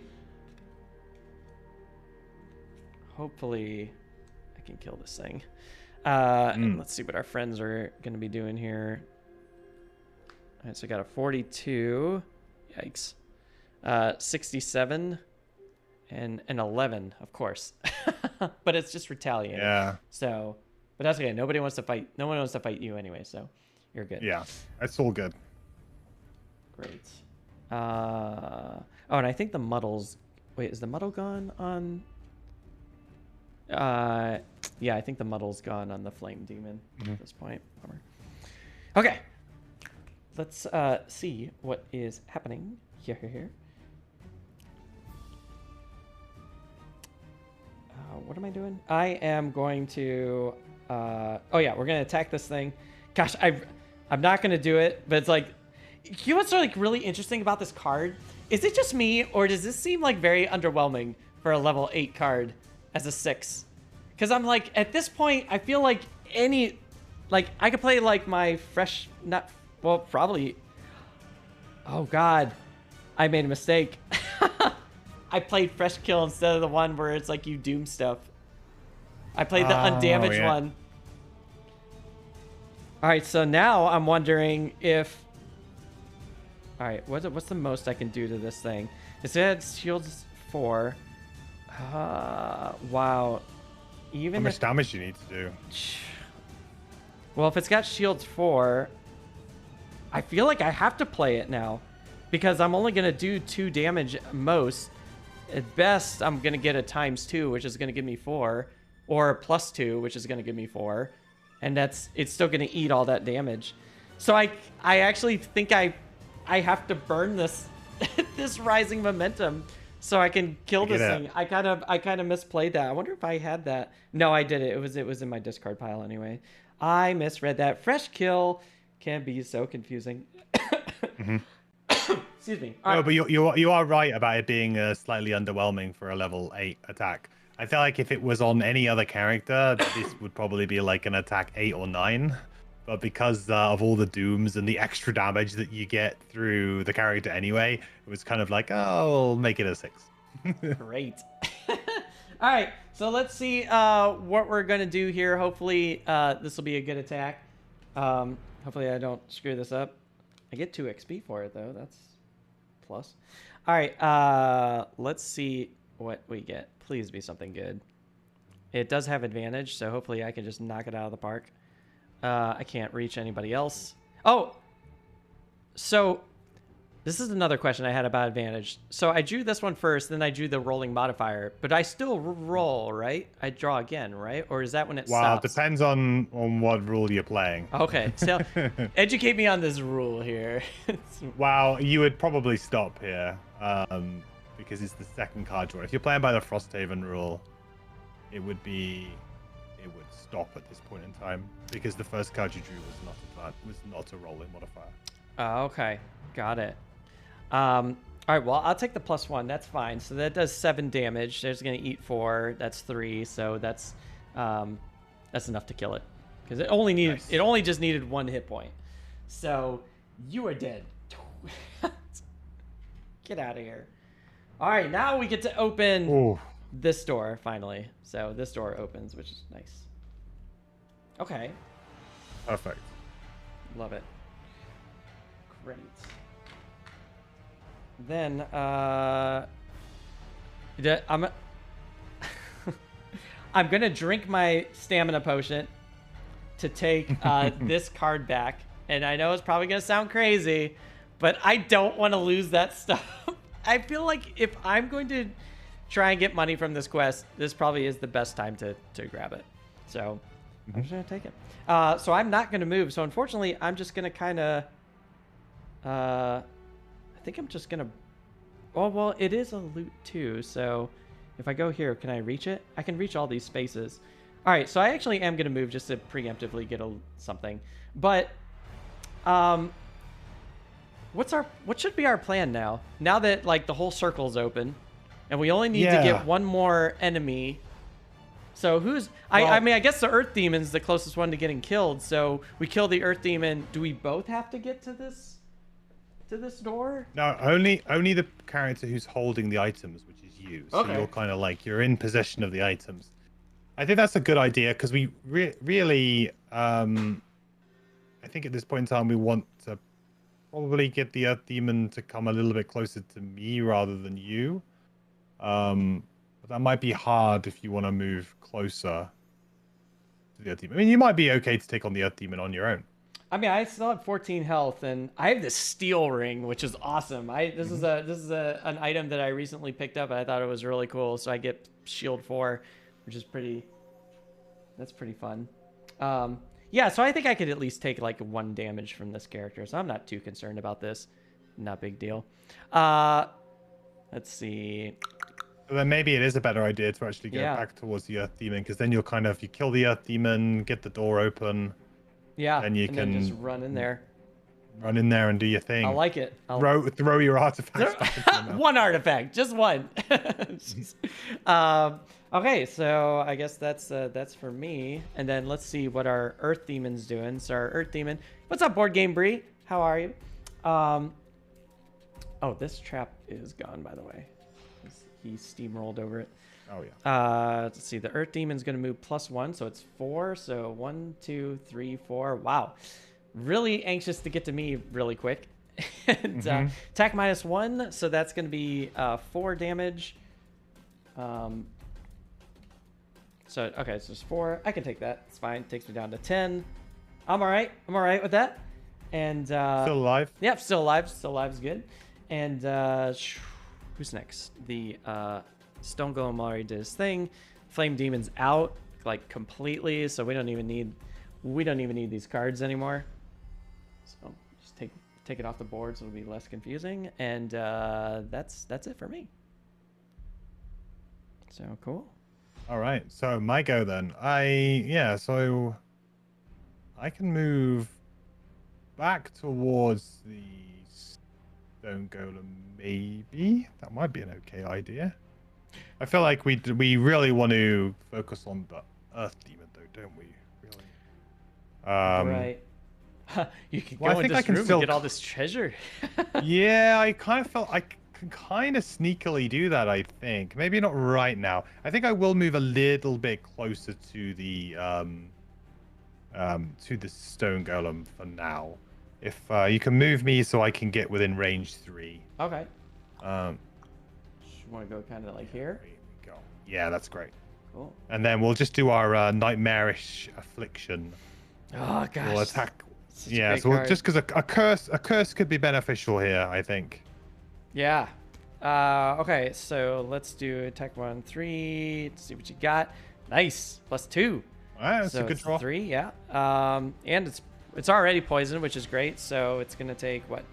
1, 2, 3, 4. It takes 4 damage, but it's got 3 shields, so it takes 1 damage. Gosh, Yeah, it's I like get even so with- excited. even with the- like, oh, you drew a +2 and it's already poisoned. It's a +1 and it's 1 damage. Right. It does get a curse. That's really cool. It does get a curse. Shuffle one of these curse cards in You here. never know. That could play a big part later on. Yeah, I just want to. Well, I don't know the direction that this character is going to go, but I love just throwing curse cards into these decks. It's just so great. And then when you brought up Muddle and Curse, that just sounds like a dream come true. It just sounds so great. Okay. Awesome. And then the last thing is just to infuse the dark element as well. Yes, and this thing is gone at this point. Okay. Great. So, how much? Gosh, I think I have to. Feel like I have to short rest almost at this point. Yeah, you know what? I think I'm actually gonna do that. I'm gonna short rest. Oh boy. All right, what'd I lose? I think I'll be short resting soon too. Card. Uh-oh. I didn't want to lose. No, we're not losing that because that's part of my plan. So we're gonna lose this one instead. We're gonna lose Rain of Arrows instead. And I was thinking, I was like, there's only one card that I don't want to lose, and it's that one. So there we go. Okay. Mine's gonna be. Mine's gonna be a pretty quick decision for this. Yeah. Mine too. I'm gonna do 21 and 62. Okay. 21, 62. Ooh, 21 initiative. Yeah. Nice. I'll do 23 and some coals. I'm gonna turn invisible and I'm gonna loot all that stuff. Ooh, 'Cause nice. why not? It's just, you know, it's really funny. The Beast Tyrant like never really had the opportunity to loot things. So I was the Beast Tyrant. The Two Beast was always like poor, and the Doomstalker was always had all the money, like every scenario. Okay. Oh. Yeah, Nice. it's an interesting way to balance that character a little bit because it's like you're running around with this all-powerful bear, but unfortunately the bear doesn't have any pockets. Right. So It's why'd almost you like put you all don't that even cost? need it. Yeah, I was really struggling trying to get gear for that character because I was like, what do I equip this character with? It's like, I don't know. There's very little items that I found that I could put on that. Oh yeah, let's see what our friends are doing up here. Okay, we got 79, and we have. Was I supposed to shuffle? Oh crap, I was supposed yeah, to. I think we're on a that shuffle one. there. But not you, right? Yeah, not you. 28. 28 is interesting. Oh, moving 3. Okay, I think I can avoid that, hopefully. And you are going 40. Oh, there's the heal. Oh, There it is. no. Well, I get to do my thing before he does that, which is nice at least. Oh, cool. I'm happy about that. All right, so 28. What's this stone golem do? Oh, I go first. Okay, here we go. Whew, thank God. Okay, so I'm going to loot 2. So I take all of this. Yum, yum, yum, yum, yum. Wow. Yeah, that's a lot. Those are times where I'm like, okay, we're definitely going to loot here. And then I'm going to move 1. It's not, yeah, it's not jumping. 1, 2, 3. Oh, look, I get one more. Okay, I'll take that. That's convenient. I know. And then I'll turn invisible, so I'm invisible. Great. And then the stone golem goes. They're moving 3. Ooh, is it me first? Oh yeah, you're 21. Hopefully. Yes. Oh, thank God. Oh, it was actually. Needs to be. Yeah. Nice. You know, it's kind of funny. I think it was you from the get-go, because I think I was 23 and you were 21. So I think you were gonna go regardless, but it doesn't really matter. Yeah. So I'm going to play at the top of Accelerated End. Yes. And I'm going to consume that dark element there to hopefully do some damage to both of these enemies. Oh, that's awesome. Oh gosh, so this is so cool. So it's, oh, this is really neat because this is the first time now I can like see like what this card's going to be doing. So this card's It's going taken to me a long time to set this up. This I scenario. know. So all enemies with poison, so they both have poison, so they're all going to take 1, but we're going to consume that, and they take 2 more, so they're all going to take 3. It's 2 damage instead. Oh, 2 instead. Oh yeah, I'm reading it 2 instead. All right. Yeah. Woo. Well, that's still great. Yeah, it's really good, especially against these high shield enemies. It would have been really nice to somehow get poison on a flame demon without being retaliated against. Yeah. It would have been good. Oh man, gosh, I love that. This character is so cool. I'm gonna have so much fun with this character. Okay, so. And then after that, I am just gonna, I think, probably take some steps towards that loot in the other room. I think. Oh, nice. What do you have a move to? Okay. Yep. So let's move ya. Heading over here. Oh, actually, thinking about it, I'll use my my Ring of Haste right now. I think because I've only got 1 card in my hand, so it kind of makes sense to do that. Oh. So I'll use the Ring of Haste to just move another 2, although it's still a bit. It kind of gets me safely away. Yeah. And then it also empties my hand, which is quite nice. So close.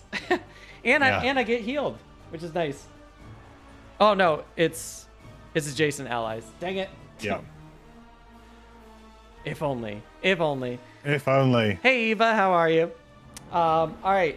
So, I think, is that it? No, wait. That is, now we do the stone golem. So the stone golem is going to move 3 towards you. Coming back. And then the earth demon is just going to heal, which is a bummer. It's okay because he's just going to remove his poison, right? Yes. So it's not so bad. The poison kind of that's right. helps block that a little bit. Yes. That's right. I keep getting it confused with that. I keep getting that ability that you moved with the other one, the one where you remove poison. Okay. That one is also really good. I feel like if you're playing the one I just played, Accelerated End, then you probably don't want to play that particular one because then you know the idea is you kind of want to just keep playing Accelerated End to just keep doing extra damage with the poisons. Gosh, it's like, and I think chained with that and Race to the Grave would be like really awesome. Just doing like 4 true damage per turn, which is, well, at least for that round, but that's still like huge 4 damage, especially when they have shields of 4, which is bonkers. So I think I will probably have to short or long short rest. Short yeah, rest? I feel like it's too scary on the health that I've got to long rest. I'm not quite far enough away. Right. Well, I think I'm gonna be. This might end here because I think, or on this next round, because I think I might be able to kill this earth demon, which will then open up the door, and then hopefully I can try and get in there. So this might end this round, but we'll see. You lost. I'm not sure is that the end of the scenario? Is it? Or I can't remember. I don't know. I'll have to read it. But yeah. You did lose. This is what you lost. Oh, God. I think that's kind of okay at this point because I don't think I'm going to be able to attack many things anyway. But I think that's actually okay to lose. All right. Cool. Yeah, it's one of our best cards, but at this stage where I'm just running around and hiding, not so good. Yeah, so what? So basically it says special scenario, special rules. So once the treasure tile has been looted, the character holding the items may end their turn in 9 and then remove 1 of the items from the game to complete the scenario. So yeah. Oh, okay. That's pretty great. It's always worse when it's like you have to go there, then you have to wait a turn. You're like, no. So I think, yeah, I think I got, possibly, maybe. I think we got this. It has to like completely backfire for this to happen. But I think, yeah, I think we got this. We're good.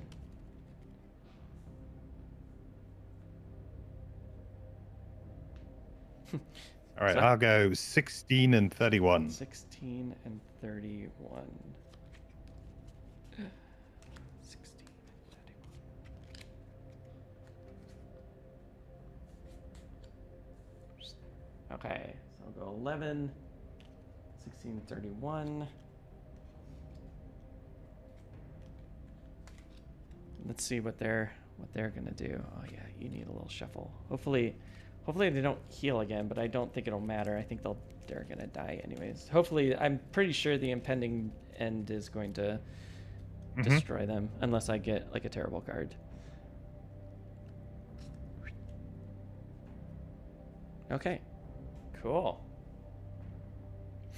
All right, let's see. Where are we going? What are we doing? All right, so, oh, I am at disadvantage. So, that's why it wasn't gonna work. Do I risk it? I don't know if I drawn an. I feel like you haven't shuffled your attack modifier deck yet. Have you? I haven't had any reason to.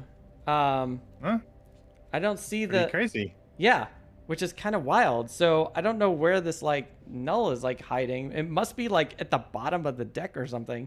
So, all right. All right, we're just gonna hope we don't screw this up. So, okay, +1. Oh, okay. Okay, good. Where's all my blessings then? Because I've only seen like one bless. I'm gonna be very interested to see what the bottom of your deck is. I know. It's gonna be like 2 blesses, your ×2, and your miss. All 4 cards are on the bottom of the deck. Oh my goodness. Okay, so that's going to be what is that? That is Does Impending Doom is 4. This is 5. So yeah, so that's 5. So that's 21. So it's dead. It's dead regardless. He's very dead. He's very dead, thankfully. And that is gone. And then, fortunately, I get to, you're dead. Doink. The thing there. And then this opens, which is awesome. Which is really cool. And then I get to move 5 in, which is cool. Let's see. Where am... Do I have... Sorry. I'm gonna move 5. 1, 2, 3, 4, 5. So we landed on here. And that's it. What are you gonna throw into the mountain? You have to choose. You must choose, but choose wisely. You must choose. I guess we're gonna... I mean, I'm not completely sold on summons yet, so we're tossing the mountain hammer into the fire. Because I just feel like maybe there's gonna be a person who can really utilize that. But I don't know. It's so tough, MQ, because I'm weird about Immobilize. I feel like Immobilize for me is like it's one of like the weakest ailments, because sometimes it's like I'm usually like so far, and that's mostly because I've always been playing these range characters, so I'm never in a dangerous moment. So I'm always like, Immobilize is kind of always useless for me. But once I get to unlock other characters, I might be needing this Immobilize a little bit more. So I don't know, but it always is nice to summon warrior spirits too. All right, I'm gonna ask you for your opinion. What do you think? What are your thoughts on these? So I think it's very interesting that you say that Immobilize is not that great. Never used because Immobilize is probably one of the best control abilities, not necessarily in Gloomhaven First Edition, but certainly in Frosthaven, because stun and disarm are very prevalent, and invisibility are very, very prevalent in Gloomhavens, which kind of makes Immobilize look bad by comparison, but actually Immobilize is excellent a lot of the time. It's just that there's so many other better things out there that Immobilize kind of just looks a bit rubbish. But I get that if you're playing ranged characters, yes, you can often just run away, and it's like, oh, it doesn't bother me at all. I just run and I can kind of avoid them. But Immobilize is actually really, really good. But both of these items are quite very niche. really. So you know, unless you have a character who's immediately going to be able to put it on and you're going to feel great about it, it's the kind of item that most likely is going to just be sold to the shop for 25 gold. And, you know, maybe later on you might consider trying it out on a specialist character, but they're both incredibly niche. I think I probably prefer the mountain hammer to the helmet, just because there are like, so for example, at a later point, if you go, I just want to go crazy with summons, I want to go summons mad, and how many can I get out onto the board at once, then mountain hammer is a unique way to get another summon out that you can't really get any other way. So whereas Helm of the Mountain is only going to really be useful, you know, very occasionally on a few characters, and most of the time these characters would prefer to get like Eagle Eye Goggles or an Iron Helm or just something else anyway. So yeah, from my perspective, like Immobilize is actually very, very strong, but I think Mountain Hammer here would be my choice just because it's quite unique. There are some characters you can have some fun I with. kind of see that. Yeah. And you know, and it's really hard to be impressed with that when you have this. I mean, I just love that. Yeah. I love that helm so much. And it's like, if I'm going to buy a helm for 50, it's going to be that one versus the other one, which is very situational. Like if the earth is up, you know, it's like I might not even have a situation like that at all. So it just kind of makes it a little useless, but not useless, but I don't know. I think I agree. All right, so we're tossing the helmet in, gang. So the helmet burns, and we keep the hammer, and let's see what the conclusion to this story is. Oh my god, We did it! Yay! We did it! All right, let's see let's see what happens. So it says we took conclusion A. You cast the artifact into the growing pool of liquid flame around you. It sputters and greedily engulfs the item. The rumbling and shaking contrasts up until this point, and it begins to dissipate. The golems cease their movement, and the demons seem to have vanished. A cloud of soot still hangs in the sky as you trek back home, but the mountain seems to sleep for now. And there it is. We did it. Nice. Awesome. That's a tough scenario, so it can be really nasty because of the enemies are really not nice. Yeah, that got a little scary there for a second. Especially, you know, especially this. I think it just was tough because it takes so long to destroy these tank monsters like these stone golems and these.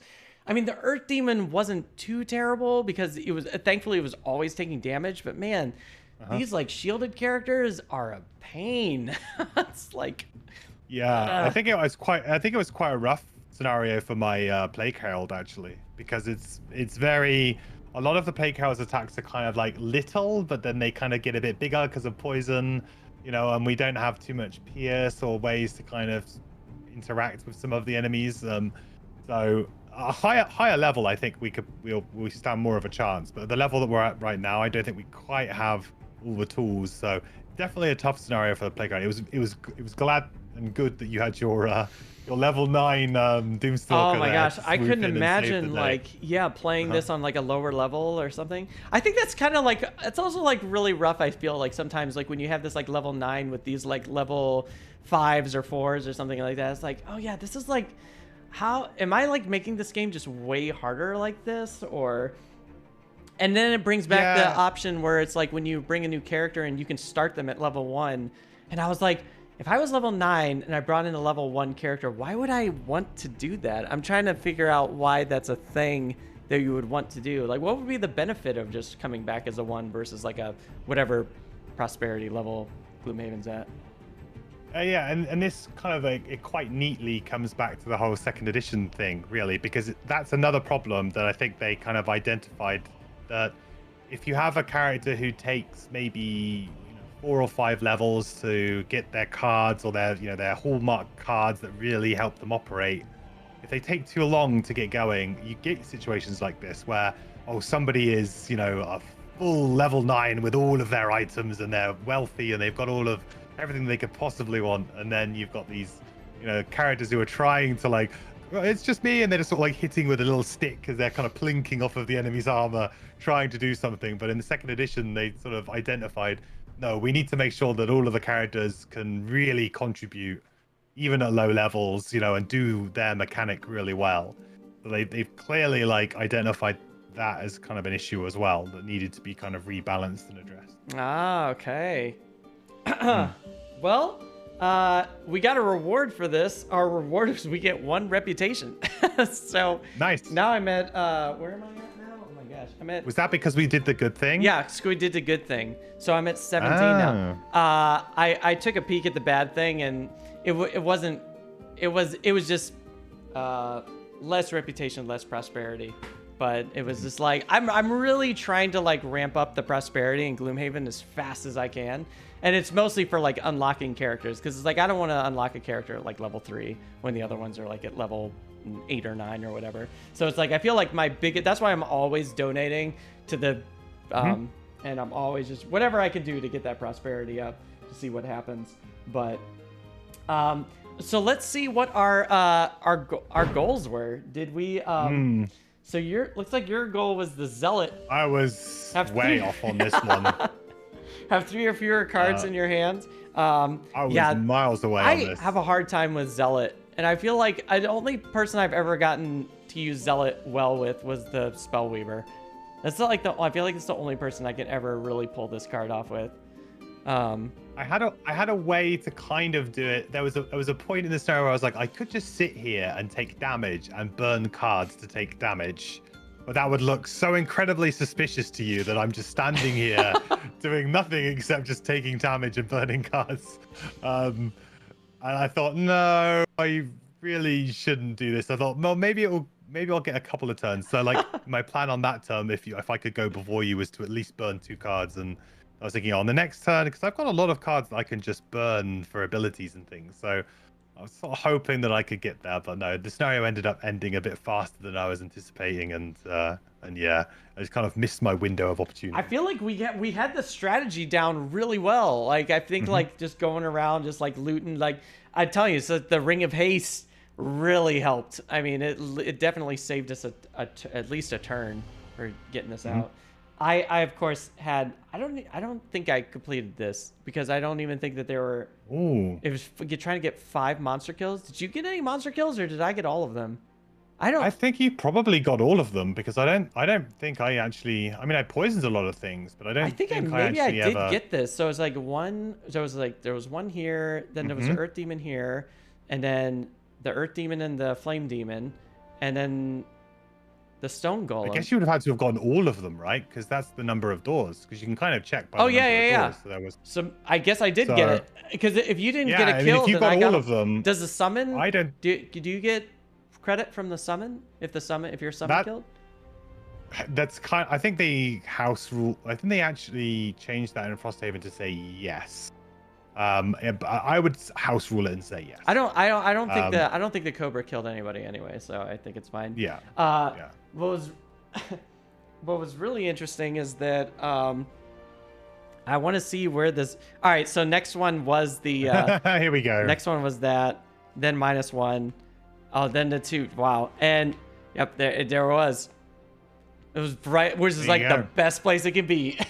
Yeah, this is the best scenario right here, is having your ×2 and your this nullified at the bottom. It's just so great, especially like if a character like the Plague Herald's like blessing you. But yeah, that's a weird card. I seriously think I made like a big mistake pulling that card out, where it's like you're blessed, because it's like how many times are you really gonna bless? And like I think, like you said, it's best for like 4 players or something. Yeah. Versus 2. And I think that the kill ability on the top, although is kind of interesting, there's an easy way to determine whether or not a kill ability in Gloomhaven is like amazing or not amazing.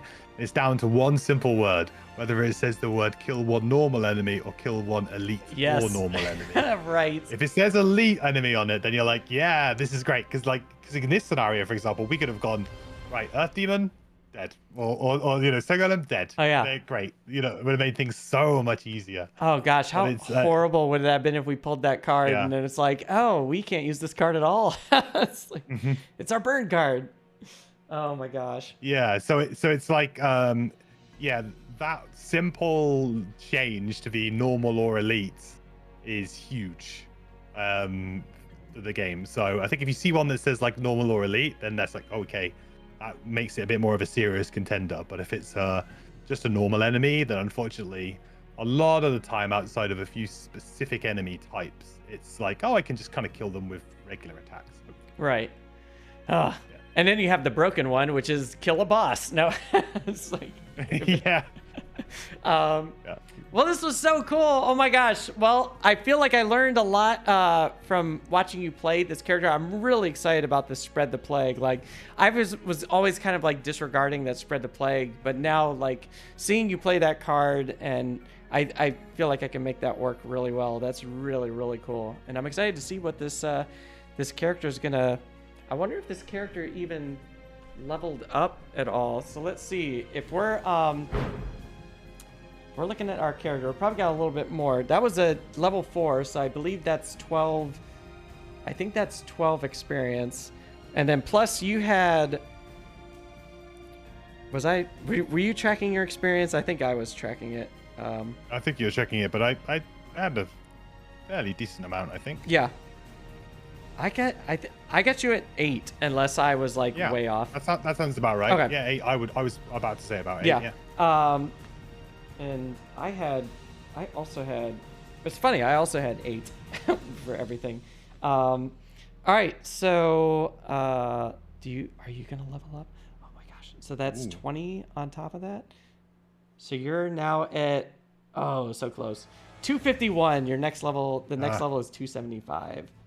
But you'll have to do a city event and hope that it gives you the difference. You know, I have like the worst luck with I have the worst luck with city events. Like, all my city events really aren't that exciting. And I'm just like, I really haven't gotten too many. I've gotten a couple where it brings up the prosperity, which is great, but I haven't really gotten like a lot. I feel like it's always like some lady's got rat problems, and I'm like, why do I have to keep putting this card back in this deck? But it's a lot of cool. So hopefully I just get lucky, better draws. Well, MQ, this is really cool, man. Well, thank you for joining me for this. Do you have anything that you got coming up that you want to let everyone know? Yeah, of course. Well, again, thank you so much for bringing me on. A pleasure as always. It's great to return and play Gloomhaven with you. Yeah. It's always a lot of fun. But yeah, so I'm currently streaming Frosthaven at the moment. So if you are interested in Frosthaven, then come on over. It's always been a little bit difficult streaming Frosthaven right now because with Gloomhaven, it feels like, you know, some of the spoilers are known quite well, but a lot of the Frosthaven stuff is still unknown. So a lot of people kind of sneak in, but come in, say hi, and see. And I'm always happy to talk to people about the game. And then, of course, you know, check me out on YouTube if you need any help, guides, or any advice on the games. I've got a video pretty much on everything at this point in time. Yeah, so. That's how I learned this game. They're super helpful. They're great. Cool. Well, let's see if there's anyone out and about. What do we have going on? Let's see who is around. It's so weird because I feel around. I hear myself. It's so weird because I feel around. I hear myself. It's so. I'm just gonna stay quiet. There we go. All right. So, let's. Looks like Meeple Grande is doing an Extra Life for Kids charity stream. So we're gonna head over there, and let's get the raid going up for Meeple Grande. Okay. Awesome, friends. That was really cool. And absolutely want to thank Cephalofair for sponsoring this stream. Thank you so much, gang. Be sure to click on the link. Check out the Gloomhaven Grand Festival in the link below, where you can check out all the amazing games that are coming out, all the amazing miniatures of Gloomhaven, Gloomhaven 2nd Edition, Gloomhaven RPG, and just Frosthaven, and just everything. Everything's on the table there. It's really cool stuff, and we're all excited for them and their success that they're doing with the campaign. And we will be back next week with another Heroes of Gloomhaven, so it will be a lot of fun. And once again, Mandatory Quest, thank you so much for being here, my friend. It's great having you. I just always feel like I just get one step closer to mastery when you're here because I just learned stuff. But thank you again. And everyone in chat. Oh, and Peebles bought a drink. I did not see that. And Peebles, I'm sorry about that. But thank you for buying a drink at the tavern. Everyone, thank you so much for the raids, the subs, and the bits. And the follows, the new follows here. Hope you all enjoyed hanging out in the tavern, watching us play this amazing game that we all love so much.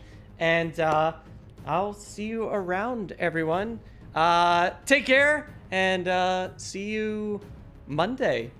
See you, everybody. Bye. Have fun. Bye.